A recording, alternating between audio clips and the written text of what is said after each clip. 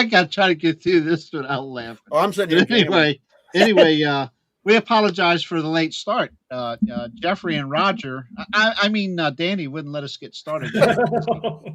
Chit chatting pretty much backstage. So, but anyway, now it's going to be a fun show, man. Having a good time. Met Danny for the first time here tonight backstage, and he is definitely one of the guys. Let me tell you. Oh yeah, we're going to have a good time. How's Chad, Mr. Late Arriver? Hey, I'm great, man. We had a temperature up around 48 today. I'm ready for warm weather. So you hit 35. I was tickled to see 35 today. Well, yeah, I was sweating today. I was like, "Holy crap!" Yeah, it was around low 30s here, but we still got snow and ice, and it snowed 2 or 3 times today. Oh boy! Oh wow! Keep it down. We got rain, so I was happy with that. I can tolerate this. It's that single digit crap that. Yeah. Oh. No, we had 0 the other morning, and then we had -4. So I didn't see no negative. I seen a negative with a 0 beside it, but so that tells me it was getting ready to hit -1. We didn't have a temperature. Yeah, big old goose egg. Big old goose egg. So, but yeah, we're gonna hear some new information, I guess. I mean, I know Danny's been on some other shows. But for us, we're going to hear some new stuff from the wild, wonderful state of West Virginia. And, of course, we know he's tied in with Les Odell. And, Bigfoot and in the wild, wonderful state. And hopefully in the future, I would like to have Les Odell on here as well. Maybe both of you guys can come on in the future. He's an awesome, awesome guy. And when I first met him a couple years ago, I'll be honest with you, I was at the my wife and I, we had went to the West Virginia Bigfoot Festival up in Sutton, and it was the first time we'd ever been, and I knew he was going to be there, and we went to Shoney's to eat before we went up to the camping area, and I looked up, and here he come walking across the dining room with him and his wife and his little boy, and I was like, Mary, look, it's Les. I was starstruck, and he knew it. And but we become really good friends, and I consider him my mentor in this field of craziness, and love him and his family to death. That's awesome. Yeah, I've seen him in a lot of documentaries, like with Small Town Monsters. I've seen him a couple times, and other shows, and he always seemed like he was pretty straightforward about things. And that's how I met him was through the Small Town Monsters. And when I got started in 2 years ago, 24, I posted, or 23, fall of 23, I posted on Facebook. I found a Bigfoot Facebook page. And I said, I just typed on her head, anybody seen or heard anything in Southern West Virginia? And all of a sudden, immediately, 11 hits. And people were like, this here, you need to go to this website, call this person, look at this video, watch this podcast. And I started meeting people and watching podcasts. And Small Town Monsters, I think, was the first one I started watching. And then I started watching Les's.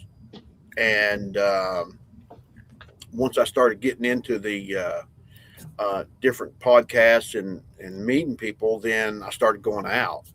And then Les and I go out all the time now. We've got like 3, maybe 4 places right now that we're doing some stuff at. Cool. Before I start to see tears run down his cheeks, how's Jeffrey this evening? I feel like I don't want you to think I forgot about you, Jeffrey. I feel like I've gotten a reprieve today. Not really. There's a bunch of busted stuff, and Oh yeah. It's that cold weather is hard on watering troughs. It's hard on everything. Yes. I'm just glad I'm sitting in here talking to you guys now, not out there working on some godforsaken piece of frozen equipment. Don't jinx yourself. I think I saw Les on there, West Virginia Cryptids and Strange Encounters. Oh, is that him? Okay. Yeah. Yep, there he is. Yeah, this is nice right to actually have somebody in the area of the East Coast. Yeah. Eastern region, we'll call it. Yeah, we don't Appalachian region. Yeah. we don't get too many. We don't get to talk to too many people from here unless it's like Pennsylvania. We have them. They just don't. We Well, have them, but nobody wants to talk about anything. Well, people really don't. If until they get to be, an older adult, and then they realize it's like, this happened to me when I was 10. This happened to me when I was 12. When I was 10 or 12, I was scared to death of Bigfoot, aliens, and flying saucers and ghosts. And what do I do now? Yeah. Yeah, you're out there hunting. them. Go in the woods in the middle of the night without a flashlight and go into haunted houses. And so far, I haven't seen any UFOs. But when you're out there in the field, sitting there, Yep. listening. I'm not real hip on the haunted house stuff, but my wife, 100%. But not. 100%. Once you get into this stuff, you start experiencing a hell of a lot more. You start using your brain a little more. When you're a kid, you're afraid of everything. To be honest with you, I can remember after I saw the movie Jaws, I couldn't put my feet over the side of the bed because I was afraid Jaws was going to get my feet. I was at Jaws 15 minutes. I was in Jaws 15 minutes.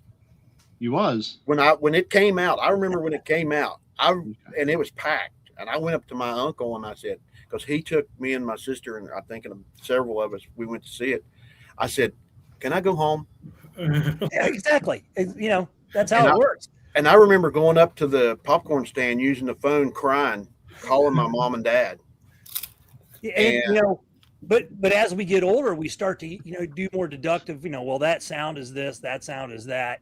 When you're at home, the curiosity is stepping outside and trying to figure out the sounds that you hear out in the woods.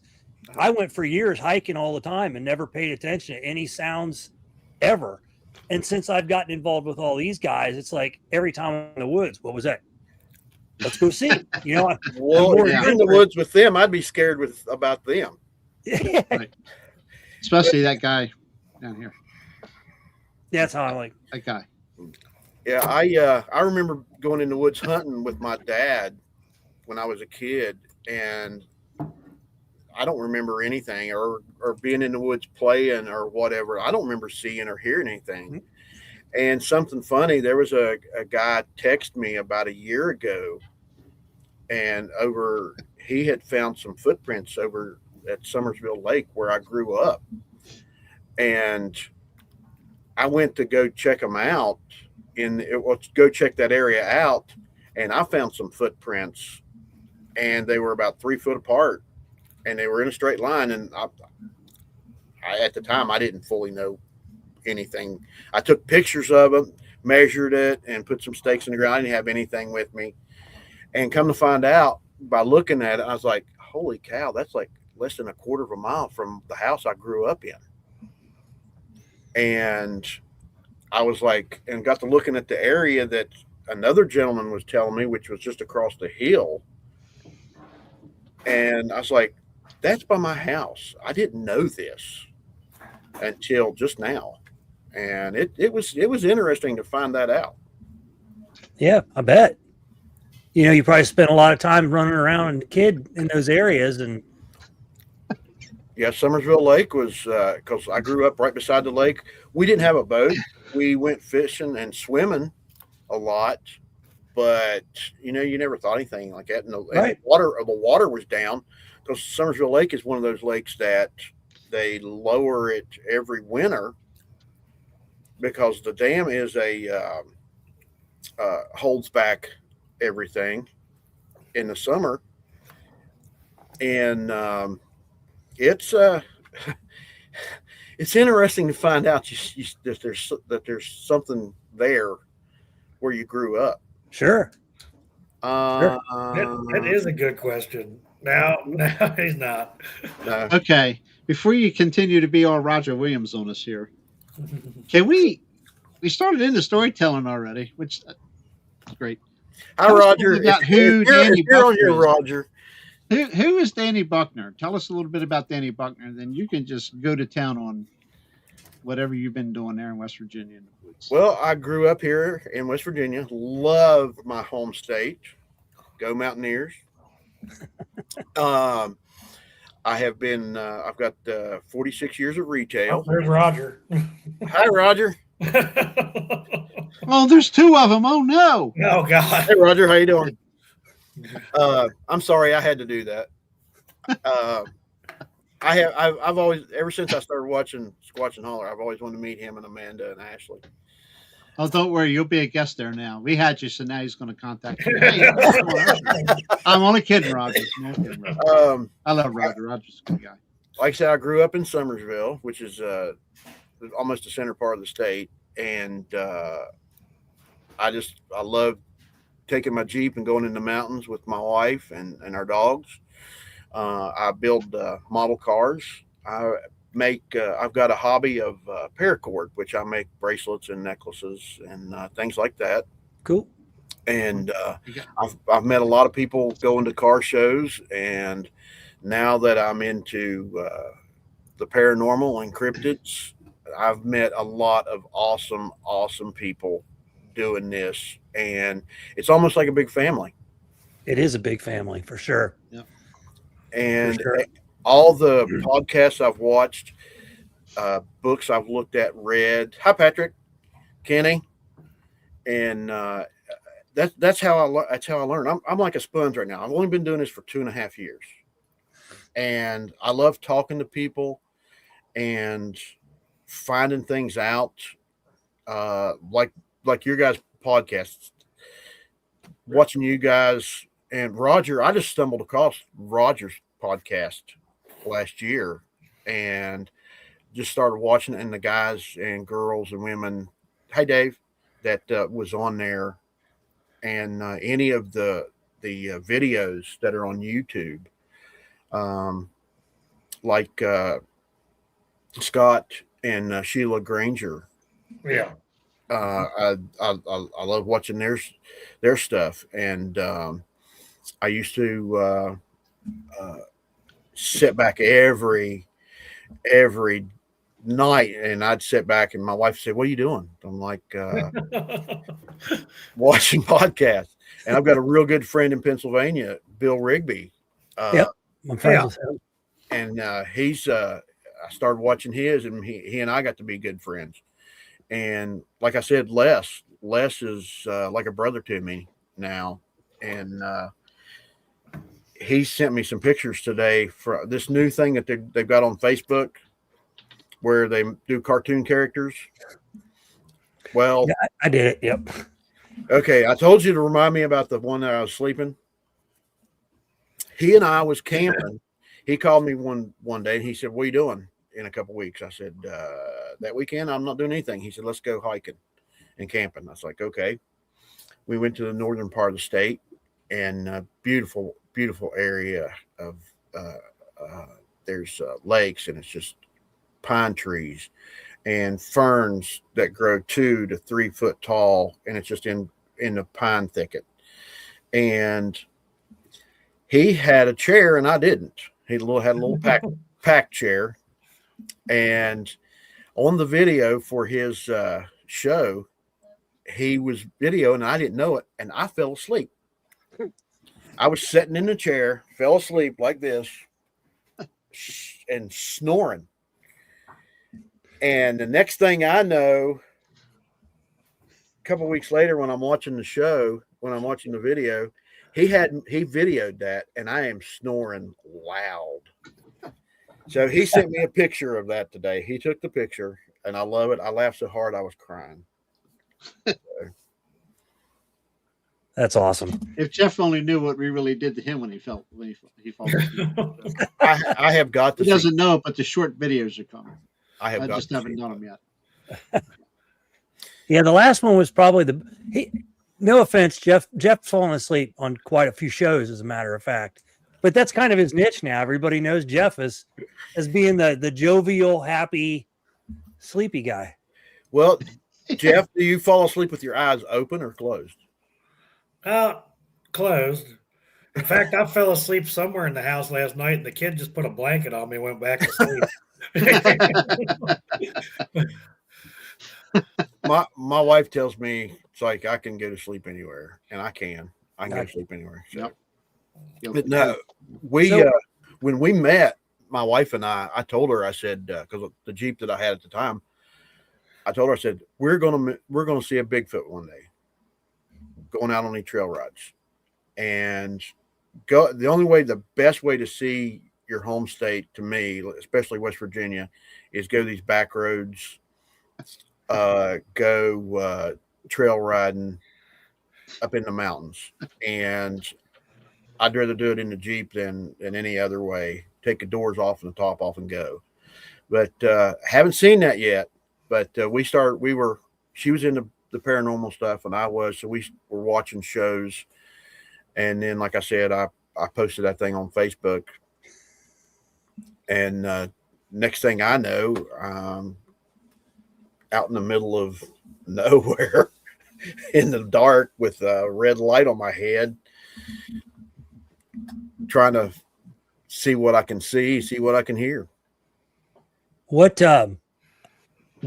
got you into all this? Was it just watching the shows, or did you have any? Watching the shows, watching podcasts, watching people actually, I guess the stories. I guess you could say the stories that people tell about their childhood, or they're driving down the road and something runs across from them. It's just really interesting. Something that some people don't believe in, some people do believe in. You don't know if it's real. You don't until you actually see something. And then once you start listening to people's stories and reading books about sightings or going out in the mountains and then actually seeing things, whether it's a tree structure that you don't know what built it, that's humongous, made out of logs that are 6 inches around and 15 feet long. Absolutely. Yeah. I have, it's like I tell everybody, I haven't seen that yet. I've seen fingerprints, but what got me into it was meeting Greg Howells and Roger and their experiences, sharing their experiences. And then I joined Old Line Cryptids and I hear so many, and I've watched so many, like you've watched so much, and just heard experience after experience after experience, heartfelt experiences. So, people aren't telling stories. And one day, hopefully when it's warmer, I'll get out and I live in Middle Tennessee. I hope to get out and get into some of these big forests and do some stuff on my own, well, with my wife. But I think it's neat that this community has gotten so big and that people are opening up slowly with their experiences and everything. That's what I like about all of this. Have you seen any? Have you seen any? Yeah. Have you seen anything? Actually, yes. Okay, cool. Let's go. It's actually an odd story, and Les is part of it. When I started getting into this, I like I said, I was watching the podcasts and the YouTube shows, and I met my friend Beth. Didn't get to talk to her, so I'm not going to say her full name. And I went to her farm, and she had several sightings herself, several sightings of orbs, UFOs, and ghosts, because there's a family cemetery on the property. And she had heard that there was a Indian burial ground somewhere in the property or around the property. She to this day, she still don't know. And she showed me pictures of tree structures, footprints that she had found. She told me 2 or 3 stories. She'd call me and she'd say, "Hey, Danny, I saw this." But my first outing, this was my first outing, first day I'd ever met her or her brother. And I took with me my tent, my cot, and my raincoat. And The only thing I had was my phone with a couple ghost apps on it. And I got there, and it was a real rainy, foggy day. And her brother walked me around the farm, and we got to looking around. And that evening, I set the tent up on the hill. It's kind of a central location of the farm. And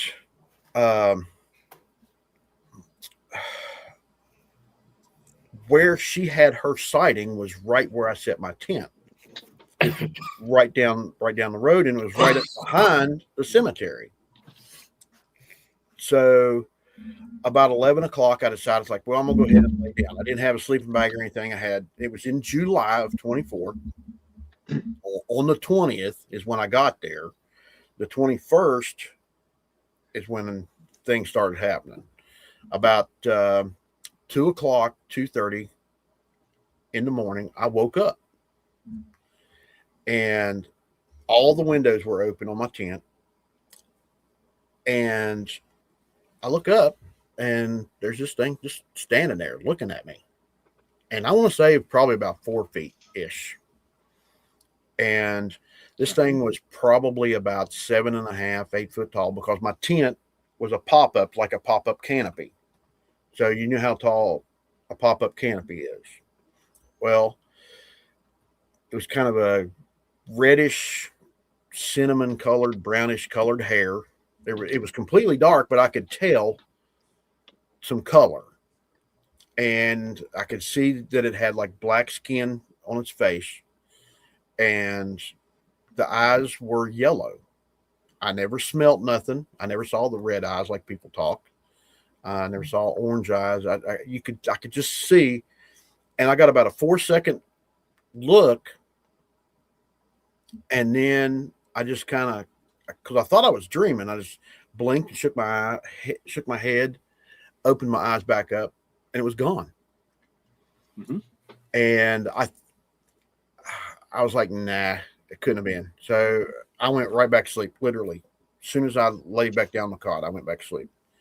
And like Les says there, I called him about a week later and said that I had had a dream.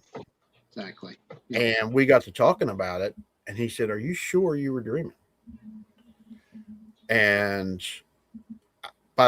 it took me about like I said, about a week and a half, 2 weeks almost to figure this out. Because when I woke up the next morning, I just walked around the tent. I didn't know what I was looking for.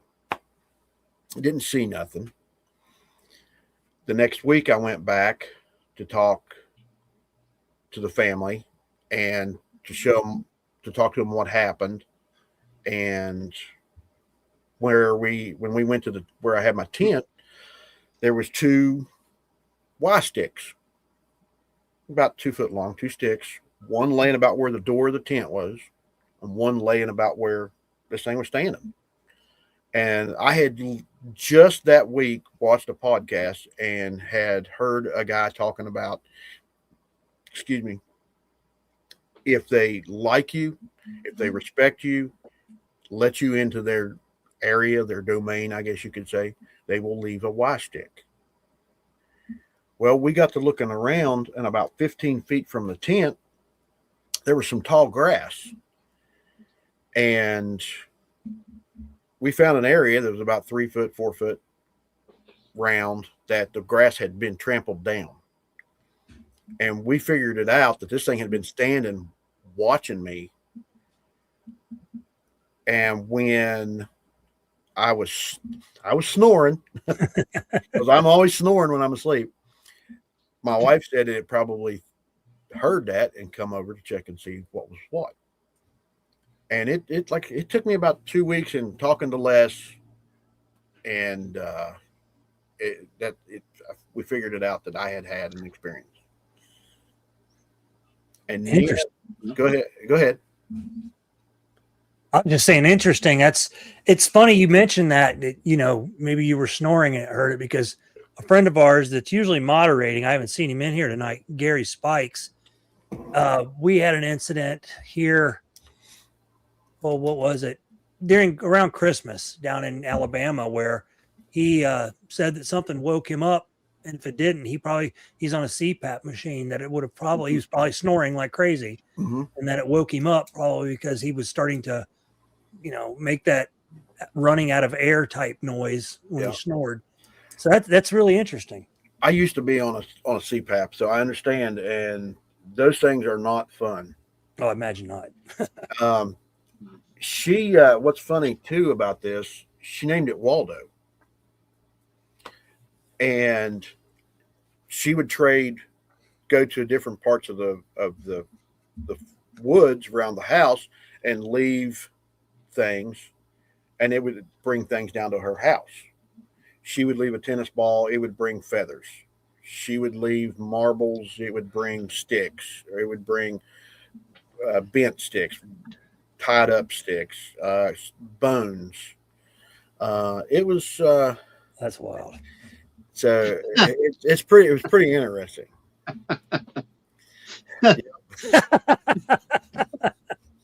Wow. Well, you know what we should do then is we should get Danny and Jeff and maybe together. Gary, Yeah. put them in the middle and see what happens around them. Man. And well, the night to go to the snoring part, the night that he and I went camping, we went hiking after the incident, me in the chair, probably, I don't know, I think it was about 11 o'clock, 10 o'clock. It was right. It was after dark. We went to sleep. Les had a hammock and I had a little tent and a sleeping bag, and I had all my equipment laid out, and I was carrying, and all of a sudden I hear, Danny. I went, what?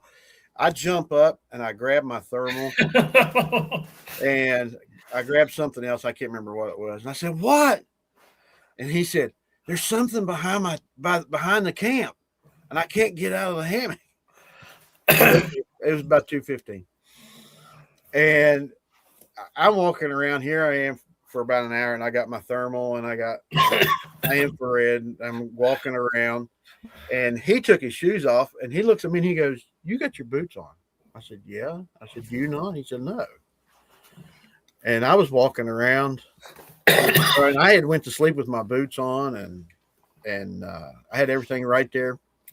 But yeah, it took him about 35 minutes to wake me up. He said he was yelling at me, was trying to get me to wake up. We was about 10 feet apart, but yeah, I wouldn't get up. I wouldn't wake up. But whenever he finally yelled at me, we did hear something, but we really couldn't tell fully what it was.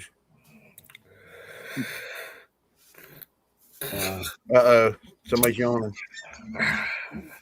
Oh, he's already started. Oh boy. Oh this boy. is already starting. Oh no. Boy.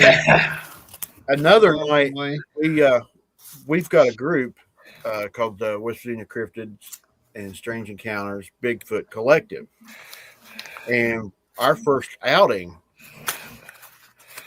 yeah, he was yelling through the radio too.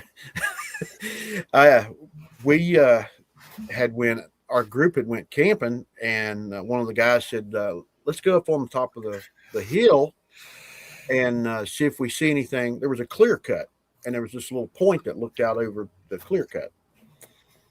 And there was 2 or 3 trees and a couple that was laying down.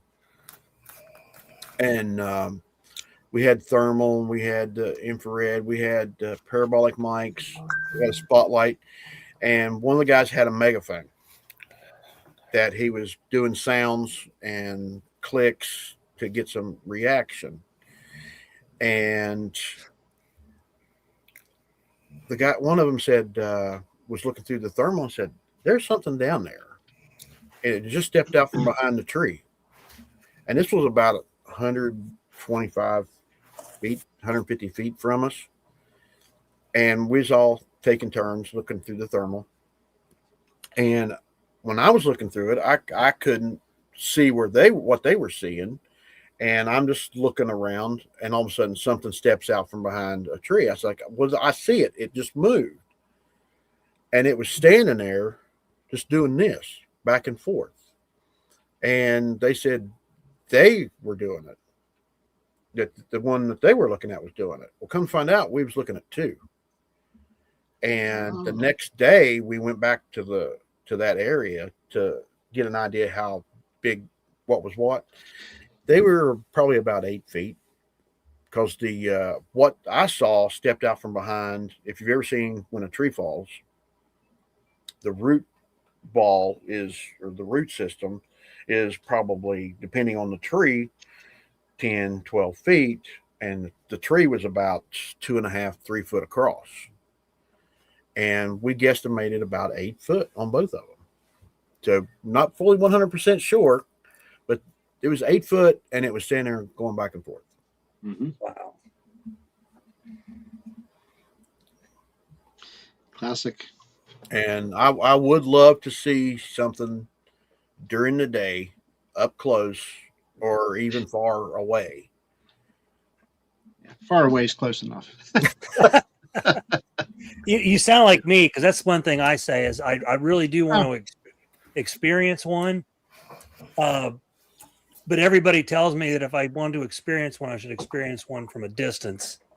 But at this point, I don't mean it any harm. So hopefully it picks that up if I ever do. Yeah, my wife asked me a couple months ago. We're sitting upstairs watching TV. I don't even remember what we were watching. And she just turns and looks at me. She says, "What are you going to do if you guys are walking through the woods and you just either walk up on one or one walks up on you all? What are you going to do?" Right. And I couldn't answer it. I told her, I said, I'll be honest with you, I don't know. I said, I hope that I wouldn't be scared and run, because you definitely don't want to run. And you definitely don't want, to pull your sidearm out, but you want to try to just be calm. I hope that I wouldn't be nervous. Not going to crap yourself or anything like that, Exactly. A question here says they ask you what they called on thermal the next camp out, and Danny beat on my camper in the middle of the night to show me. Okay. The camp out that we had back in this fall, back in October, me and a couple of the guys took my thermal, and we went up in the this was like, you remember the thermal that Roger caught? Yeah. And posted. Well, this was not too long after that, and we were standing at that same place, hoping to hear or see something. And I was looking around, and when I turned around, I saw zooming back and forth on my thermal. And we just kept, I said, "Guys, let's check it out." I said, my thermal is like a video camera, and it's got a 3-inch by 2-inch screen. So you can hold it out here and look at it, and while you're recording or whatever. And I said, "Guys," I said, "we got to get back to see to show this to Les." We get back to camp, nobody's awake. We go over to Les's little camper he's got, and I'm beating on the door. Les. And I said, "You got to see this." He said, "See what?" I said, "We got something. We don't know what it is." I couldn't get my playback to play.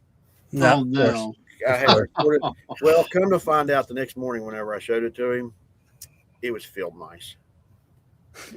I had turned just enough that on the hillside, the way it was sloped where we come down, there was some field mice, and I thought they were orbs.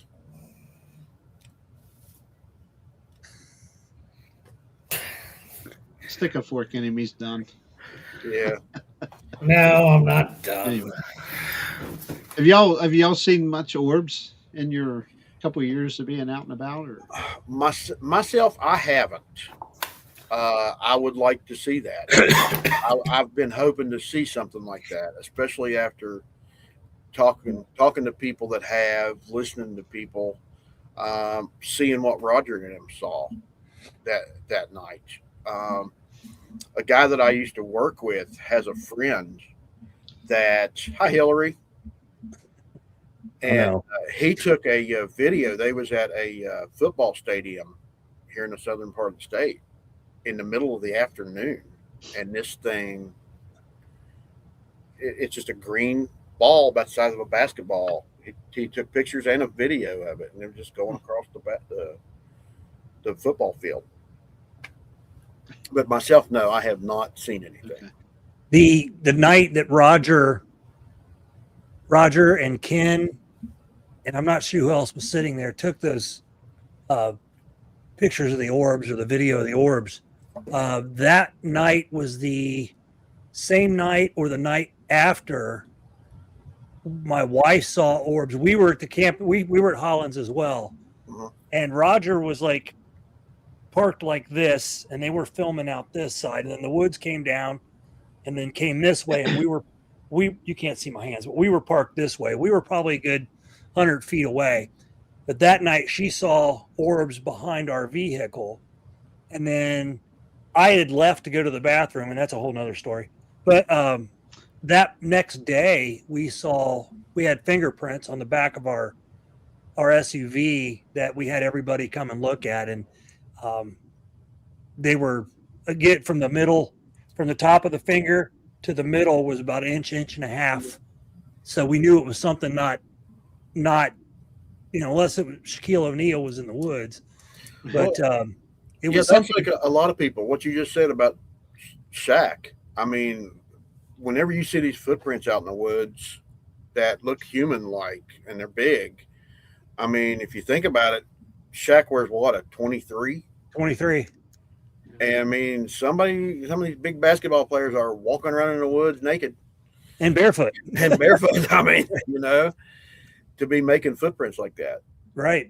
And so that really got me involved with, wanting to research the orb part of it and see if that has something to do with Bigfoot or this big feet, foot, whatever they are, because it might have something to do, because we're hearing so many reports of orbs being around at the same time that these footprints or creatures are seen. Yeah, you hit it right there. Something. What do you call them other than Bigfoot, Sasquatch? I mean, critters, creatures, beings. I like trying to use beings. Well, everybody wants to call them Bigfoot because that's, Patty. Yeah. And that's where the name came up. But, when we talk about foot size, a lot of times they're not really that big a foot. But the creatures themselves are seen as 7, 8, 9 foot tall. That's maybe just big creature. I don't know. A lot of footprints you see. I mean, like, we've got pictures of footprints. I've even got the casts right here. And I think I sent you pictures of them. They look human-like. They're human-like, but they're real deep. And we got them at one of the lakes here in the state, and the water was down, and the big set was about 13 inches long, and they were about 5 inches wide, but they were about an inch and a half deep. And we had a rainstorm the previous weekend, and we guesstimated a couple days old. And the little one that was right beside it was probably about 8 inches long. And hey, Murray, and they were in a straight line, and they were about an inch deep. And here we were walking on this mud and muck, and barely quarter inch, half inch in the mud. Yeah, so that tells you those things weigh a lot. Yeah, and especially on mud, and a lot of people get the footprints on rock, in gravel roads, or even in leaves. You see them in leaves. We found a trackway last spring, and we found about 7 footprints, and they were pretty good size, but nothing that you could cast. But they were in a straight line. And what was funny is we found there was like three. Then the middle one was turned facing the other direction, and then it was like it turned around again because it was following deer. There was deer tracks. So Okay. we were just kind of like putting two together. When you see tracks, do you see multiple, or like, I know a lot of people say they found a track, like one footprint. Do you, how many times do you see one compared to many? Well, the ones that we got were the big and the little. Okay. He Les found them first, and he yelled at me. And he said, because the way what we did was we just split up and started walking down along the water. And he yelled at me and he said, "Hey, come here." And there was a lot. I tried to count them, and I lost track about 40, 45 tracks. Okay.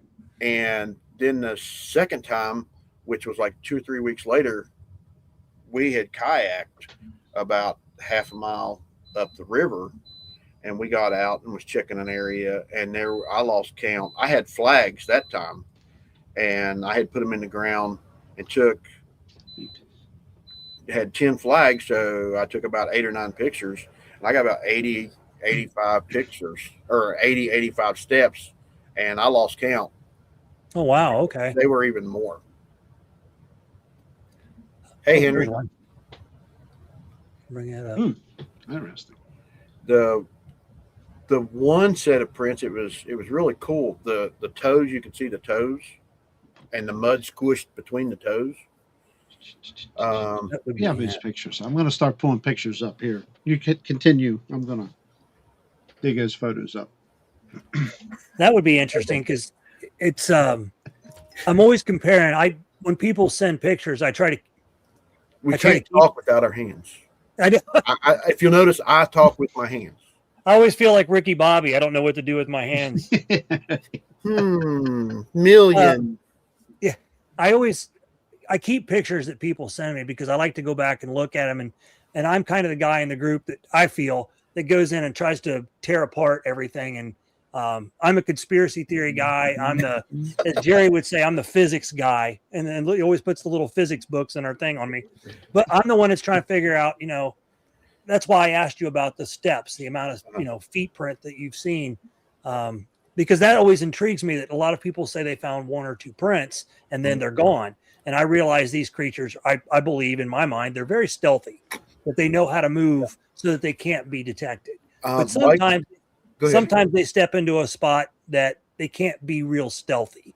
And that's why, yours is that your experience with 40, 45 steps, that's pretty wild. What was cool, like at Summersville Lake, whenever I just happened to stop down there that one day, and I found 3 or 4 tracks, and they were about 3 foot apart. And they, how they always say straight line. Humans walk like this. They walk like this. The ones that we found that day, the 2 together, they were in a straight line like this, and the big one was but it was almost like it was a mama and a little one, or a papa and a little one, and they were holding hands. And you got this, sorry, Jerry. Yeah, it was mud flats.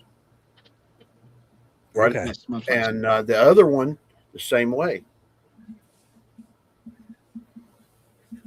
Okay. Yeah, no, that's the area where we found the first 2 sets. And if you wouldn't be able to see the boot tracks, you wouldn't be able to hide footprints, like backtracking or anything in that. Okay. See the boots right there in the middle? Yeah, it's right through here. Yeah, those are our boot tracks, and that's not very deep. Right. I think that one is the Sunday that I went out. I stopped. We were on our way back from Morgantown, and I stopped there. And that's my backpack right there in the middle. And the tracks that I found that day, they were old.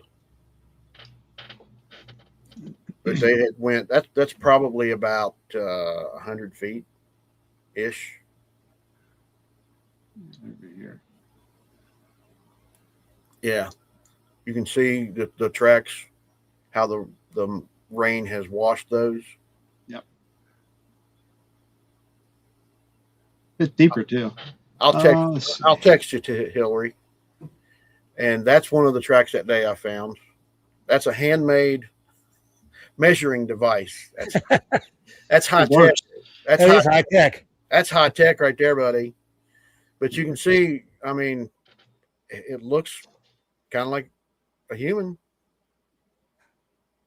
but it was by itself. It didn't have another set of tracks with it. That's weird. Yeah, that's the creepy thing. One track all by itself like that. Yeah, but there was that's one I just picked and I measured it and I took a picture of it. My wife was in the car. I'll be honest with you. My wife was in the car and the wind was blowing and it was cold, colder than Hades.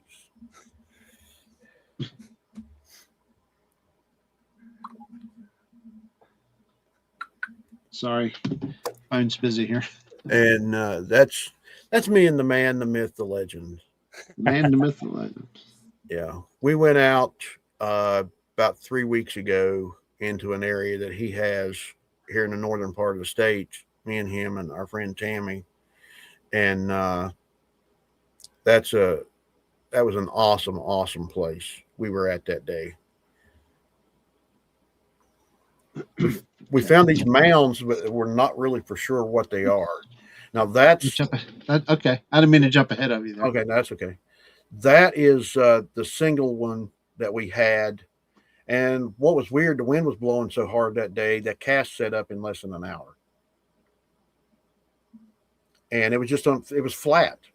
Yeah. It had come, whatever it was, it come off the hill, walk down to the water.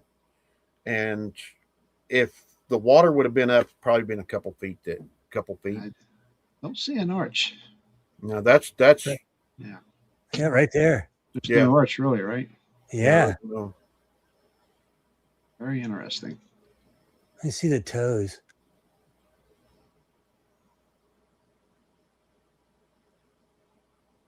And these are the first ones I've ever casted.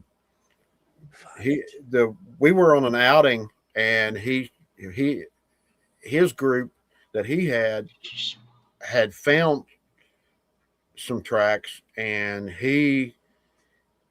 after we got back to the trucks, he said, "Come here, let me show you something," and took me over to show me the track, and we was looking at it and not thinking about it, but I was interested in scanning it, taking pictures of it, measuring it, all that, not thinking about it, but I had plaster in my backpack. But I make sure I've got about 5 or 6 pounds, probably 10 pounds of plaster in my backpack. Yeah, a small digit doesn't really look like it left much of an impression in the mud or something. It kind of looks partially missing. It kind of looks like he might have had his toes squished up, like because it looks like there's a good gap in between his second and third toe, like his toes were drawn in and not completely extended out. Yeah. And it was cold, and where this was could not have been shrinkage. Could not have been Sorry. could not have been a person. Sorry. Yeah. And those cracks where the mud was starting to dry out. Well, what I see is I don't see a definite archway, an arch. So cool stuff. That is a contraption that I have created myself. Okay.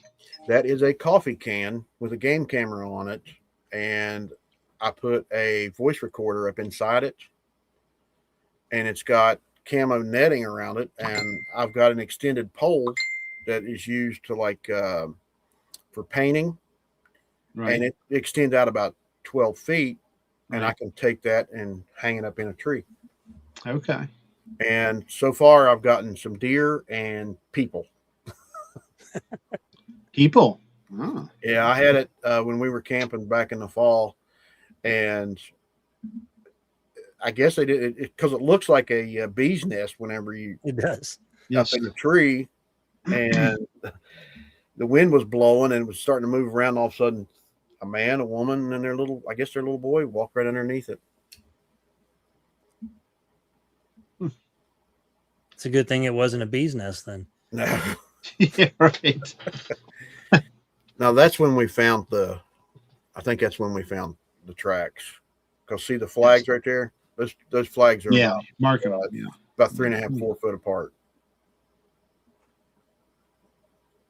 And there was a lot of deer track, but there's a lot of fish in that area. There's apple trees in the summer, and there's berries there.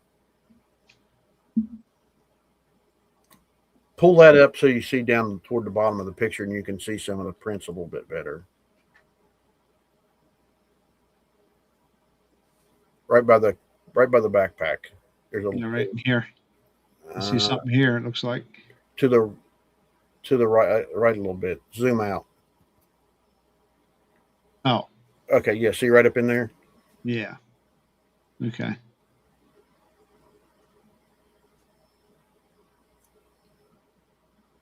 Some of those are, and you can see there's one there that you see the toes.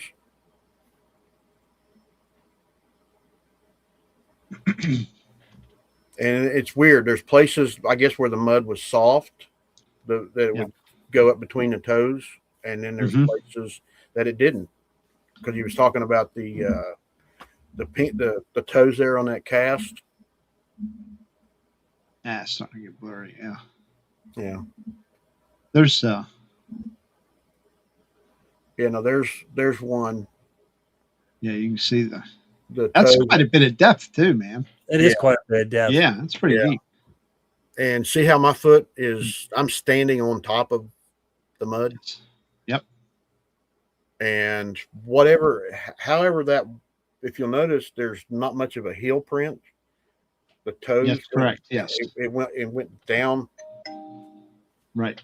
I mean, each one of the tracks were different. Each one of them were literally different. Some of them, the heels, some of them were flat. I mean, it was there's hardly any print here. It was the coolest thing I'd ever seen. But you can see how the toes. Yep. I want to say that part right there was about 2.5 where the toes were.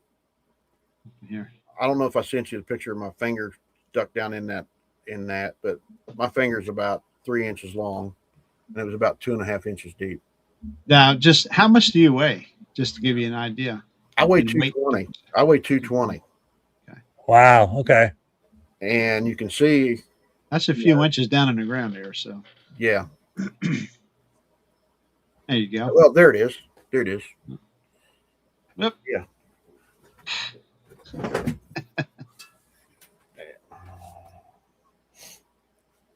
1, 2, 3. Yeah, it's pretty deep. My finger is that's right there is 3.5 inches long.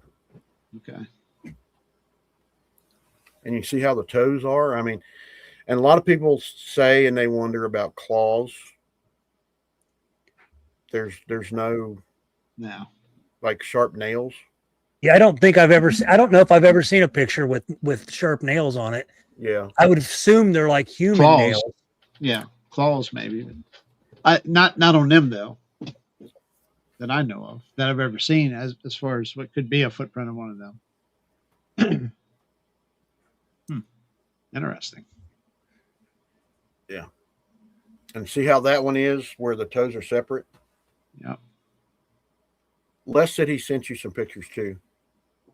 Oh, okay. See, I like this one because there's the mud squishing up between the toes. Yeah. Yes. Here. See the line. And see how that one's not deep? It's almost flat. Yes. So it's kind of. But the heel looks deeper. It was really neat how each print was different. And no arch. I'm still continuing to not see an arch, and yeah, any kind of an arch here or here. Good. Yeah, I'll get Les's up. We'll get through all yours and then we'll take a look at his. That's my backpack. I named Russell. Les makes fun of me with that, and so does my wife. And that's whenever I put the I mounted the camera on the back of it. Yes. Yeah. The camera was pointing to the ground, and I thought, well, I'll just put a piece of wood on the back and mount it to the wood. So that's what I did. And it works.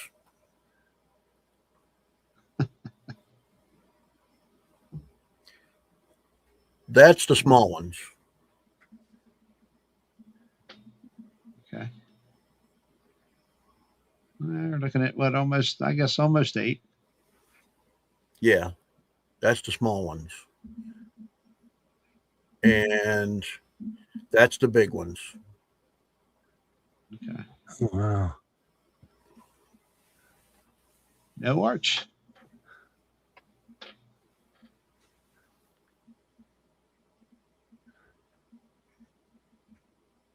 Now, see where I'm pouring, how deep that is? I think Yeah, absolutely. Yeah. I think that was one of the small ones. That is the first time he did the first two, and then I did the second two. It's the first time I'd ever done that. And you see right in front of my knee, those little impressions in the mud, those little circles. That was from my boots. Right here, yeah. Big difference in weight. Now, it's hard to say. It could have been maybe more wet or something there at the time. Something walked through there or whatever. Yeah. But still, that's pretty deep. Yeah, I think we guesstimated a couple days. Yeah. And I was having a blast. I was excited as all get out. I mean, I had never seen anything like that. Like I said, I had never cast anything, and I had enough material, enough plaster, and see how deep those are right there. Yeah, that's why I went up here to look. Yeah, right there, and it's almost like they were side by side. Deer track. Yes. And see the circles right there in the center of my boot print? Yeah, right here. Right there. I keep pointing at the picture. I don't know why. Oh, it will do you no good, is it? Yeah, I'm just saying. But I know where you're talking now. Yeah, I'm sitting here pointing at the pictures. And there's quite a bit of them through here. Yeah. Trackway. I'm going to get some more flags. It's interesting. The thing that obviously people are like, well, that could be a human print, but let's think about this. What human is going to walk out there barefoot in the cold? Yeah. And it was October and mud is cold. And especially with your kid, you're youngin', are you going to walk around in the mud? I'm over 250 and I can't leave that deep of an impression in mud, And I mean, I don't know how to explain it. I'll be honest with you. Have you, the Bizarre and Unknown asks, have you heard any vocals? Yes. I have recorded some stuff. I have had people that has put recorders out, and I've listened to their stuff. The night that we saw the 2 thermal, we left there, and our friend told us, he said, well, let's go up the road and see if we can, there's one more place we'll check. And as we, about 10 miles on out the ridge, as we were pulling in, literally, we had 3 trucks, and literally as we were pulling in, you could hear something vocalizing down over the hill. And it was probably about 120 feet from us. And all of a sudden, about 120 feet across the other way, as you notice, I'm still talking with my hands. And 120 feet across the other way, it was almost like there was 2 of them, and they were chatting back and forth. Oh boy! And we had 2 parabolic mics, and the guys that had them they said that it sounded like a little bit of chatter along with them. So it was almost like it was 2 females with 2 little ones, but I had never heard anything like that before. So I don't know. I couldn't tell you. It wasn't a scream. It wasn't a howl. It wasn't, it was just a yell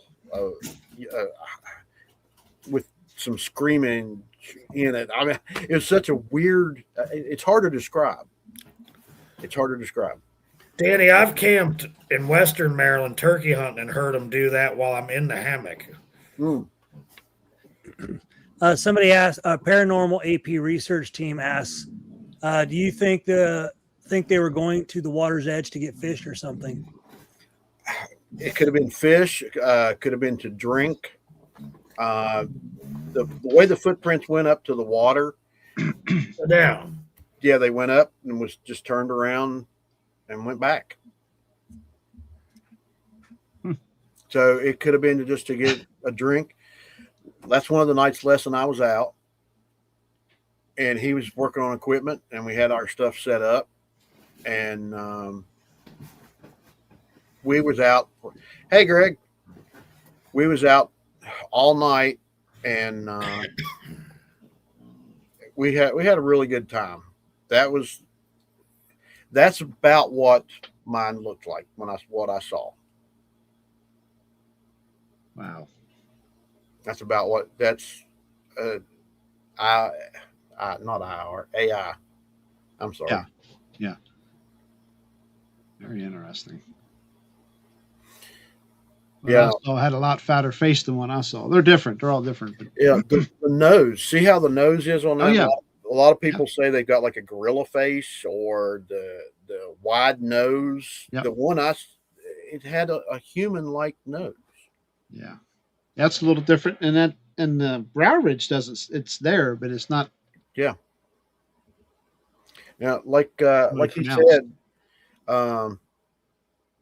like he just posted. He had a story that somebody had told him, I think it was, and we went to this guy's shop to see the prints that he had to compare them with what Les had, and he pulled out a map and he goes, "This is where you need to go," and that's where we went.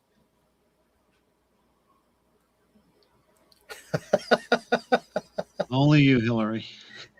Anyway, okay. What was you drinking that night, Hillary?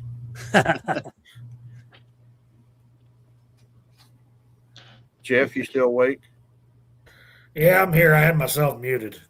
No, that's the night we were camping, and I had my thermal, and we was looking around. Danny, what kind of thermal do you use? I can't think of what it's called. It, like I said, it looks like a little video camera. I can get the name of it. I got it at Amazon, and it looks like a video camera. And oh, okay, I forgot about that guy. And you just you can use it like you can look through the lens or open the little screen and watch it through the screen, and you can just stand there and look at it. It's really cool.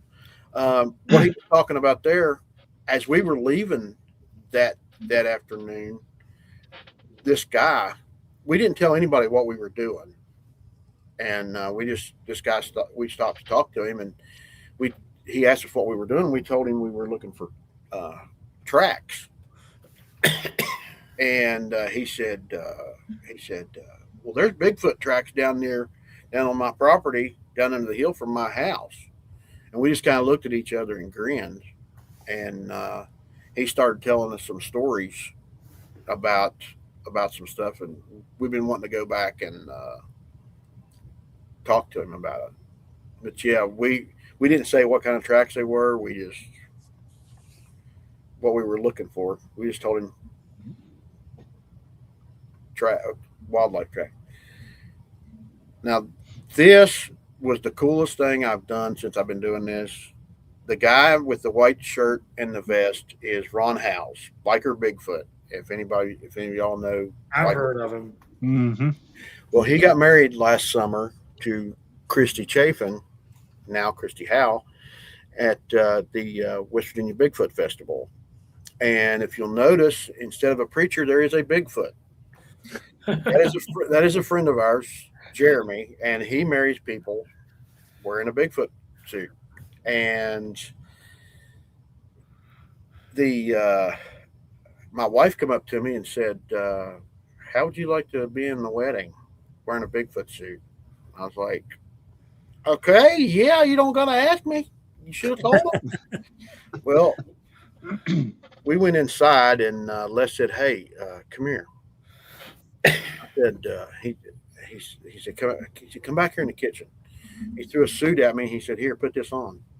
Next thing I know, I'm the one wearing the cowboy hat, and he's the one wearing the baseball cap.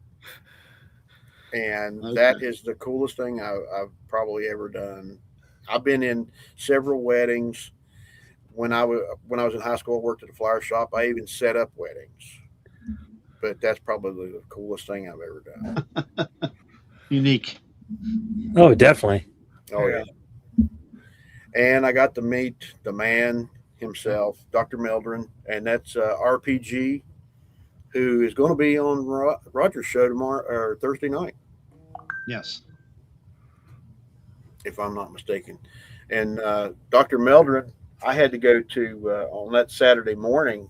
I had to go down to the gas station to get some ice, and as I passed the hotel, I noticed him standing out front, and I pulled in.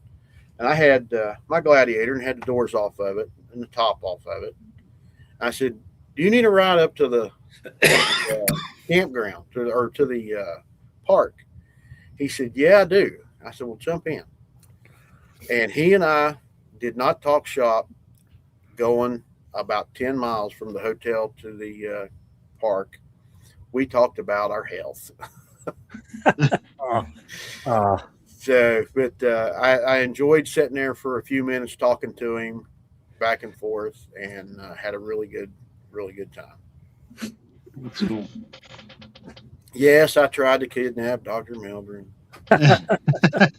Now, this is my wife and I, we went on a ghost tour at an old hotel in the next town over from where we live, and that is a picture of a mirror that was in this bathroom. That's too close. And my wife is, you can see her, and then I'm standing right behind her. Yep. My wife is 5'3", I'm 6 foot, and if you'll notice, there's a black shadow kind of in the back part of the mirror. Yeah, what in the hell is that? That we don't know, because I went back in there after I took that picture a little bit later, and it wasn't there. Wow.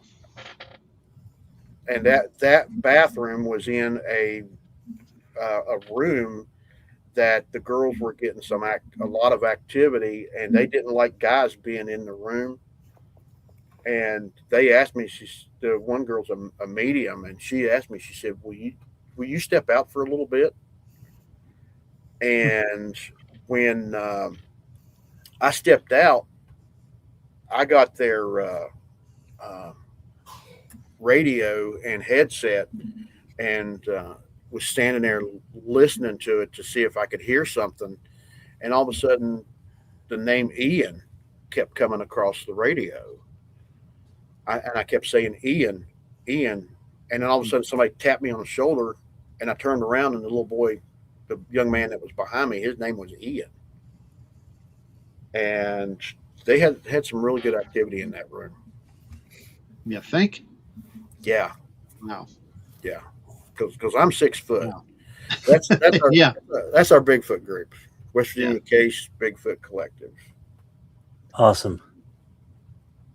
We try to go out in the spring. We try to go out in the fall, and we pick a different area of the state, and we've got something we're trying to throw together for the spring.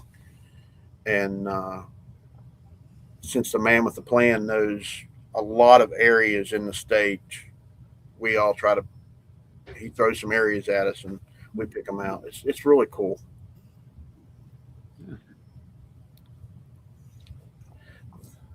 This past let's see, let me think here. I have the same parabolic. Last spring, we went to this property, and we walked down over into the woods, and it had like a log road that zigzagged down the hill, and we picked a spot to set, and I was sitting there. Les was about, and him and his son Mason was about 20 yards past me, and then our other friend was about 20 yards past him, and it was really cool. All of a sudden, I had the mic as I was unkeying it. All of a sudden, we heard a whistle, and we're all looking at each other, taking your two fingers, sticking in your mouth, and listening. Well, I keyed the mic, and it did it again. And we were just all sitting there, and chills literally went down my spine. And whenever we got back together there, our friend that was on past Les, he said that he was watching something down over the hill, a dark shadow. Okay. Do you have a splitter cord that you can also hook an audio recorder to that parabolic? That is got a recorder on it. Yes. And I never even thought about hitting the recorder on it. I'll be honest. It looks almost like the ones we got, Jerry. It is. It looks like the same model. And I got it from the evil place of Temu that you can buy a lot of stuff. Yep. We bought ours on Amazon. So ours come from Amazon, but they don't have a large capability of recording. No, it's very short. It's like a matter of seconds that it'll record. I've tried to do it, but I can't get the recording to work right on it. Every time I turn mine on here by the house, the dogs go off. Yeah. If you get a splitter cord for that, and you can run your headphones and also plug into your an audio recorder. Yeah, I just record anything you hear with that thing. It's going to record. So I just recently last month got me another one. The one that's there, something happened to it, and I couldn't hear. I couldn't pick anything up, and something's wrong with where the headphones. Now, do you mess with the night vision at all, or you just use the thermal? Because I've been wondering if I need to get one of those too. I've got a night vision binocular, and it's got a like a 5-inch screen, 5x2, and yeah, it's really cool. It's cool. You can I don't know what the distance is on it though. I just get spoiled using the thermal. The thermals are awesome. I try different colors. I like the white and red. I like the fusion. Where you got different colors? Yeah, it makes everything like, what the hell is that? Like called? white hot. Yeah, white hot. Yeah. The night that I got those wood rats, mice, and woke rats up, I keep my finger on the record button, and that's the first time I had ever recorded anything really, that I thought I had, and it was kind of embarrassing. Yeah, I bought I got a set of night visions too. Got them from Temu, and once you learn how to use them, they work quite well. But it's hard on the eyesight at night. That's the only thing I don't like about it. It's worse than using a thermal. Oh yeah. Now, do you hold them out, or do you put them up against your face? The ones I have, I put up against my face, but I can't see like that. I've got to have mine out. Yeah, mine's got a probably 3-inch wide screen, 1.5 tall. Yeah. There it is. It works. I got this one off of Amazon. It works really well. Records well and everything, but it's also got that flashlight feature, which helps if I'm using the night vision to get away from the light. If I want to kind of step back, hit that flashlight as I step back from the lens, it kind of gets my eyes back to away from the light from the lens. Now the thermal I've got has a green laser on it, and every once in a while I'll accidentally hit it, and it's pretty cool. I got spoiled playing with one of them real expensive ones while we were predator hunting. Of course, I ain't spending $5,000 on a No. thermal. That's our group. We're at what they call Little Canada up at the Canaan Valley. It looks like Canada. Oh, that is awesome. That marsh right there was about, I think it's a couple feet thick. I mean, hell, Isn't it weird finding a marsh on top of a mountain? oh God, it's funny. I've been in several of them, especially hunting up in Maine. Mhm. It is goofy to end up on top of a mountain, end up in a bog. I had been to that area several times, but not doing what we were doing. And that place was just awesome. 'Cause you can see all the holes there behind you.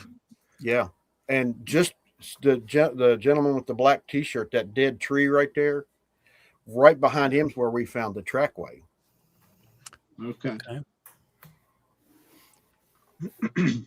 And that's part of the trackway. See how that was real soft, and you can see how the impression is. Peat bog, yeah, peat bog. That's what I was thinking. Hmm. I found a footprint, not bigger than that, but in some real dry ground, where it kind of, I'll send it to you, it kind of scuffed. You could tell that when it put its foot down, it was still had some leaf coverage. But the front half of the track, you could see where it screwed up, and it kind of disturbed some of that ground, and that was made my size 11 look like a well, my boot is a 10.5. Oh, look at that. Right. Now, you remember the pictures that you showed the other day of the deer? Yes, sir. Yep. Well, this was on our way to camp, probably about a mile and a half from camp, and we were just driving down the road and looked over, and this thing was just hanging from the tree. Oh boy! Now that is not from a mountain lion. We never touched it, and you can see how tall I am. I'm 6 foot, and right there you can see where it was broke, right above your cursor. Yeah, on down the tree right there. That's that's where the bone. It was literally like something had taken it and broke it. And this tree is not going to support a big wildcat. Definitely not. Definitely not. And it's right beside the road. See the road behind my head? Mm-hmm. And I mean, there was no other parts laying around. No. Now was that carcass or nothing? We couldn't find anything. What I'm looking at looks like that bone was broke or twisted of some sort. Yeah, it was not cut. It was broke. Yeah. See right there? Yep. Why am I pointing at the screen again? That was snapped. Oh yeah. Danny, if it's any consolation, I'm running my cursor over it too, and nobody can see my cursor. So. Well, I'm sitting here talking with my hands. That is a guy in Canada made that, and I just happened to find that online, and that's still cool. that looks about like what I saw. That's real cool. Yeah. If you take that and that other picture and put, I mean, they say that guy is I can't remember if he's a taxidermist or what, but he made that, and that looks about like what I saw. Taxidermist in Canada. Imagine that making big fish. They said I think he said he was from Canada. Yeah. Hey, what we can hope is that Alberta becomes a part of the United States. Then we can all freely travel to Alberta and check out, what's up there. Ooh. Oh, look, there's Mary Fabian. What we got over here? Oh, that's that picture I sent you.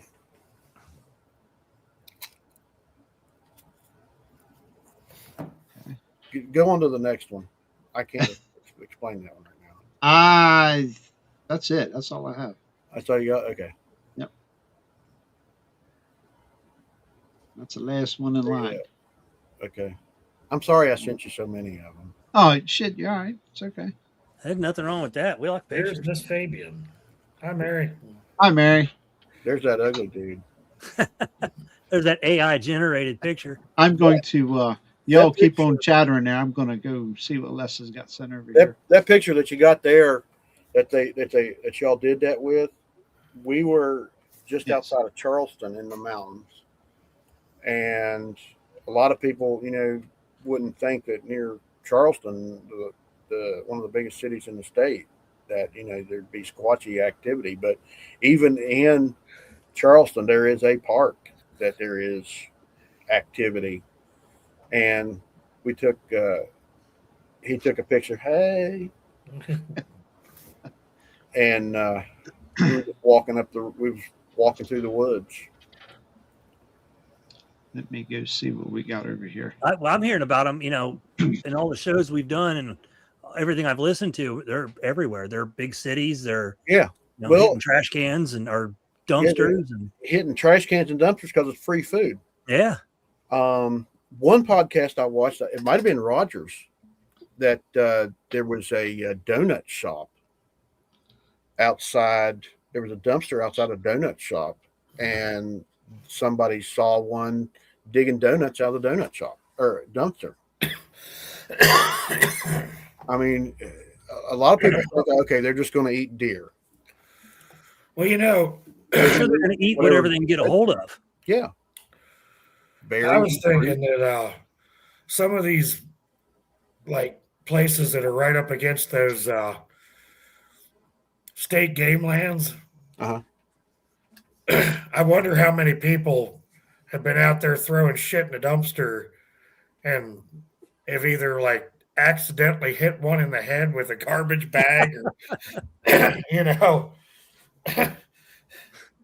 You're making me think like a little raccoon's going to pop its head out.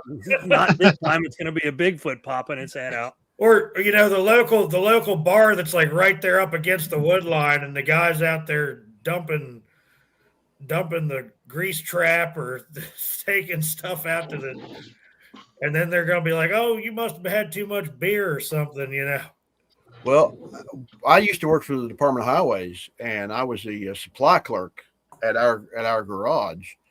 And I heard something one day, and the guys were throwing stuff in the dumpster.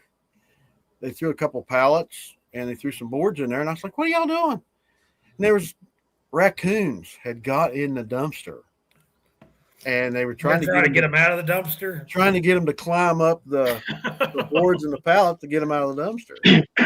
Just stick a 2x4 in there.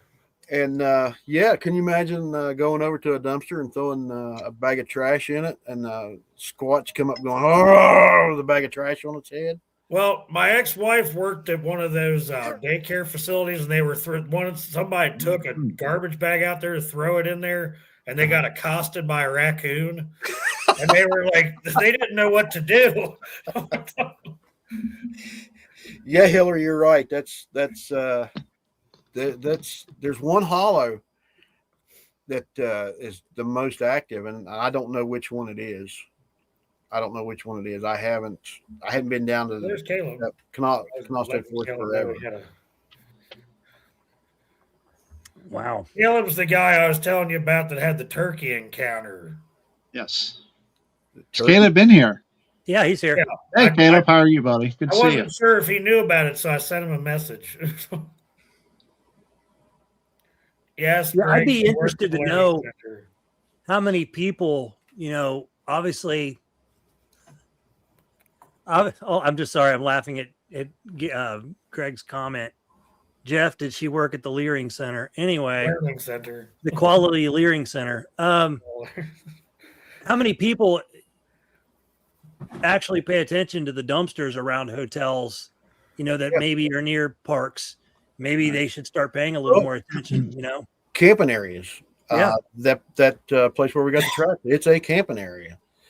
And there is a camping area. Well, there at the Summersville Lake where I've got pictures of that. And probably 100 yards is the parking lot for a boat ramp. And there's trash cans there. There's a trash dumpster there. Well, you look at a lot of these places have those a lot of them are doing the bear proof dumpsters now. Well, think about it. I mean, it might be bear proof, but how much force can one of those things, Right. pry? I mean, I was a fireman. I was on the fire department for 6 years in Summersville, and the jaws of life, I've used it several times. And if you've never seen one of those work, I mean, they do some damage to a car. And if you think about it, some of the stories that's out there that they say they've seen things pulled apart or gates ripped apart, barn doors ripped apart, that humans couldn't, something a human couldn't do. Right. Right. Summertime restaurant, yeah. I mean, campgrounds, think about it. Some of them have the big dumpsters. Some of them have the bear proof. Some of them have just trash cans sitting around. And Well, it makes you kind of wonder too, Danny, that amount of these state parks and forest places or forest, whatever, hunting grounds or whatever, that they've closed the camping area. Yeah. And maybe part of the closure is these things are coming in too much. yeah, like and the ones they you guys decided- were talking about the other night. Yeah. And maybe they've closed them up because of that. Well, like Because DA was talking about that, I believe. Yeah. something that a lot of people don't think about is a lot of the camping areas that close down for the winter, especially here in West Virginia. They close from November to April, I think it is, and people still use parts of the camping areas if they're still accessible, Yeah. and they still have trash cans there that they service, but they're not going to service them every day or every week. They're going to service them every couple weeks. So these things, people going there using the boat ramps or going there using the bathrooms. That is Okay, talk away. that is actually a trail camera picture, Yes. and I can't explain that one very good because I don't know all That's the details. pretty wild looking. Yeah, I sent you that one to go along with that one picture that you showed the other night. Yeah, these are the ones actually. Les sent these over too. Oh, look Yeah. at that. Yeah, got something here. That's the back of Jeff's head. No, that's those three. Those are three pictures together. That's all that I know about them, and I just sent them to show you to go along with those other pictures you had the other night. Hulk smash. Oh, Yep. Oh, You got to be smash. careful. Mary gets rough in here. Yes, she does. These are what Les sent over too.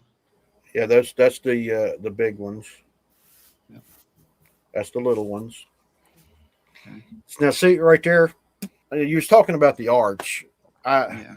I mean, I've seen different pictures of footprints and tracks that show different things, and I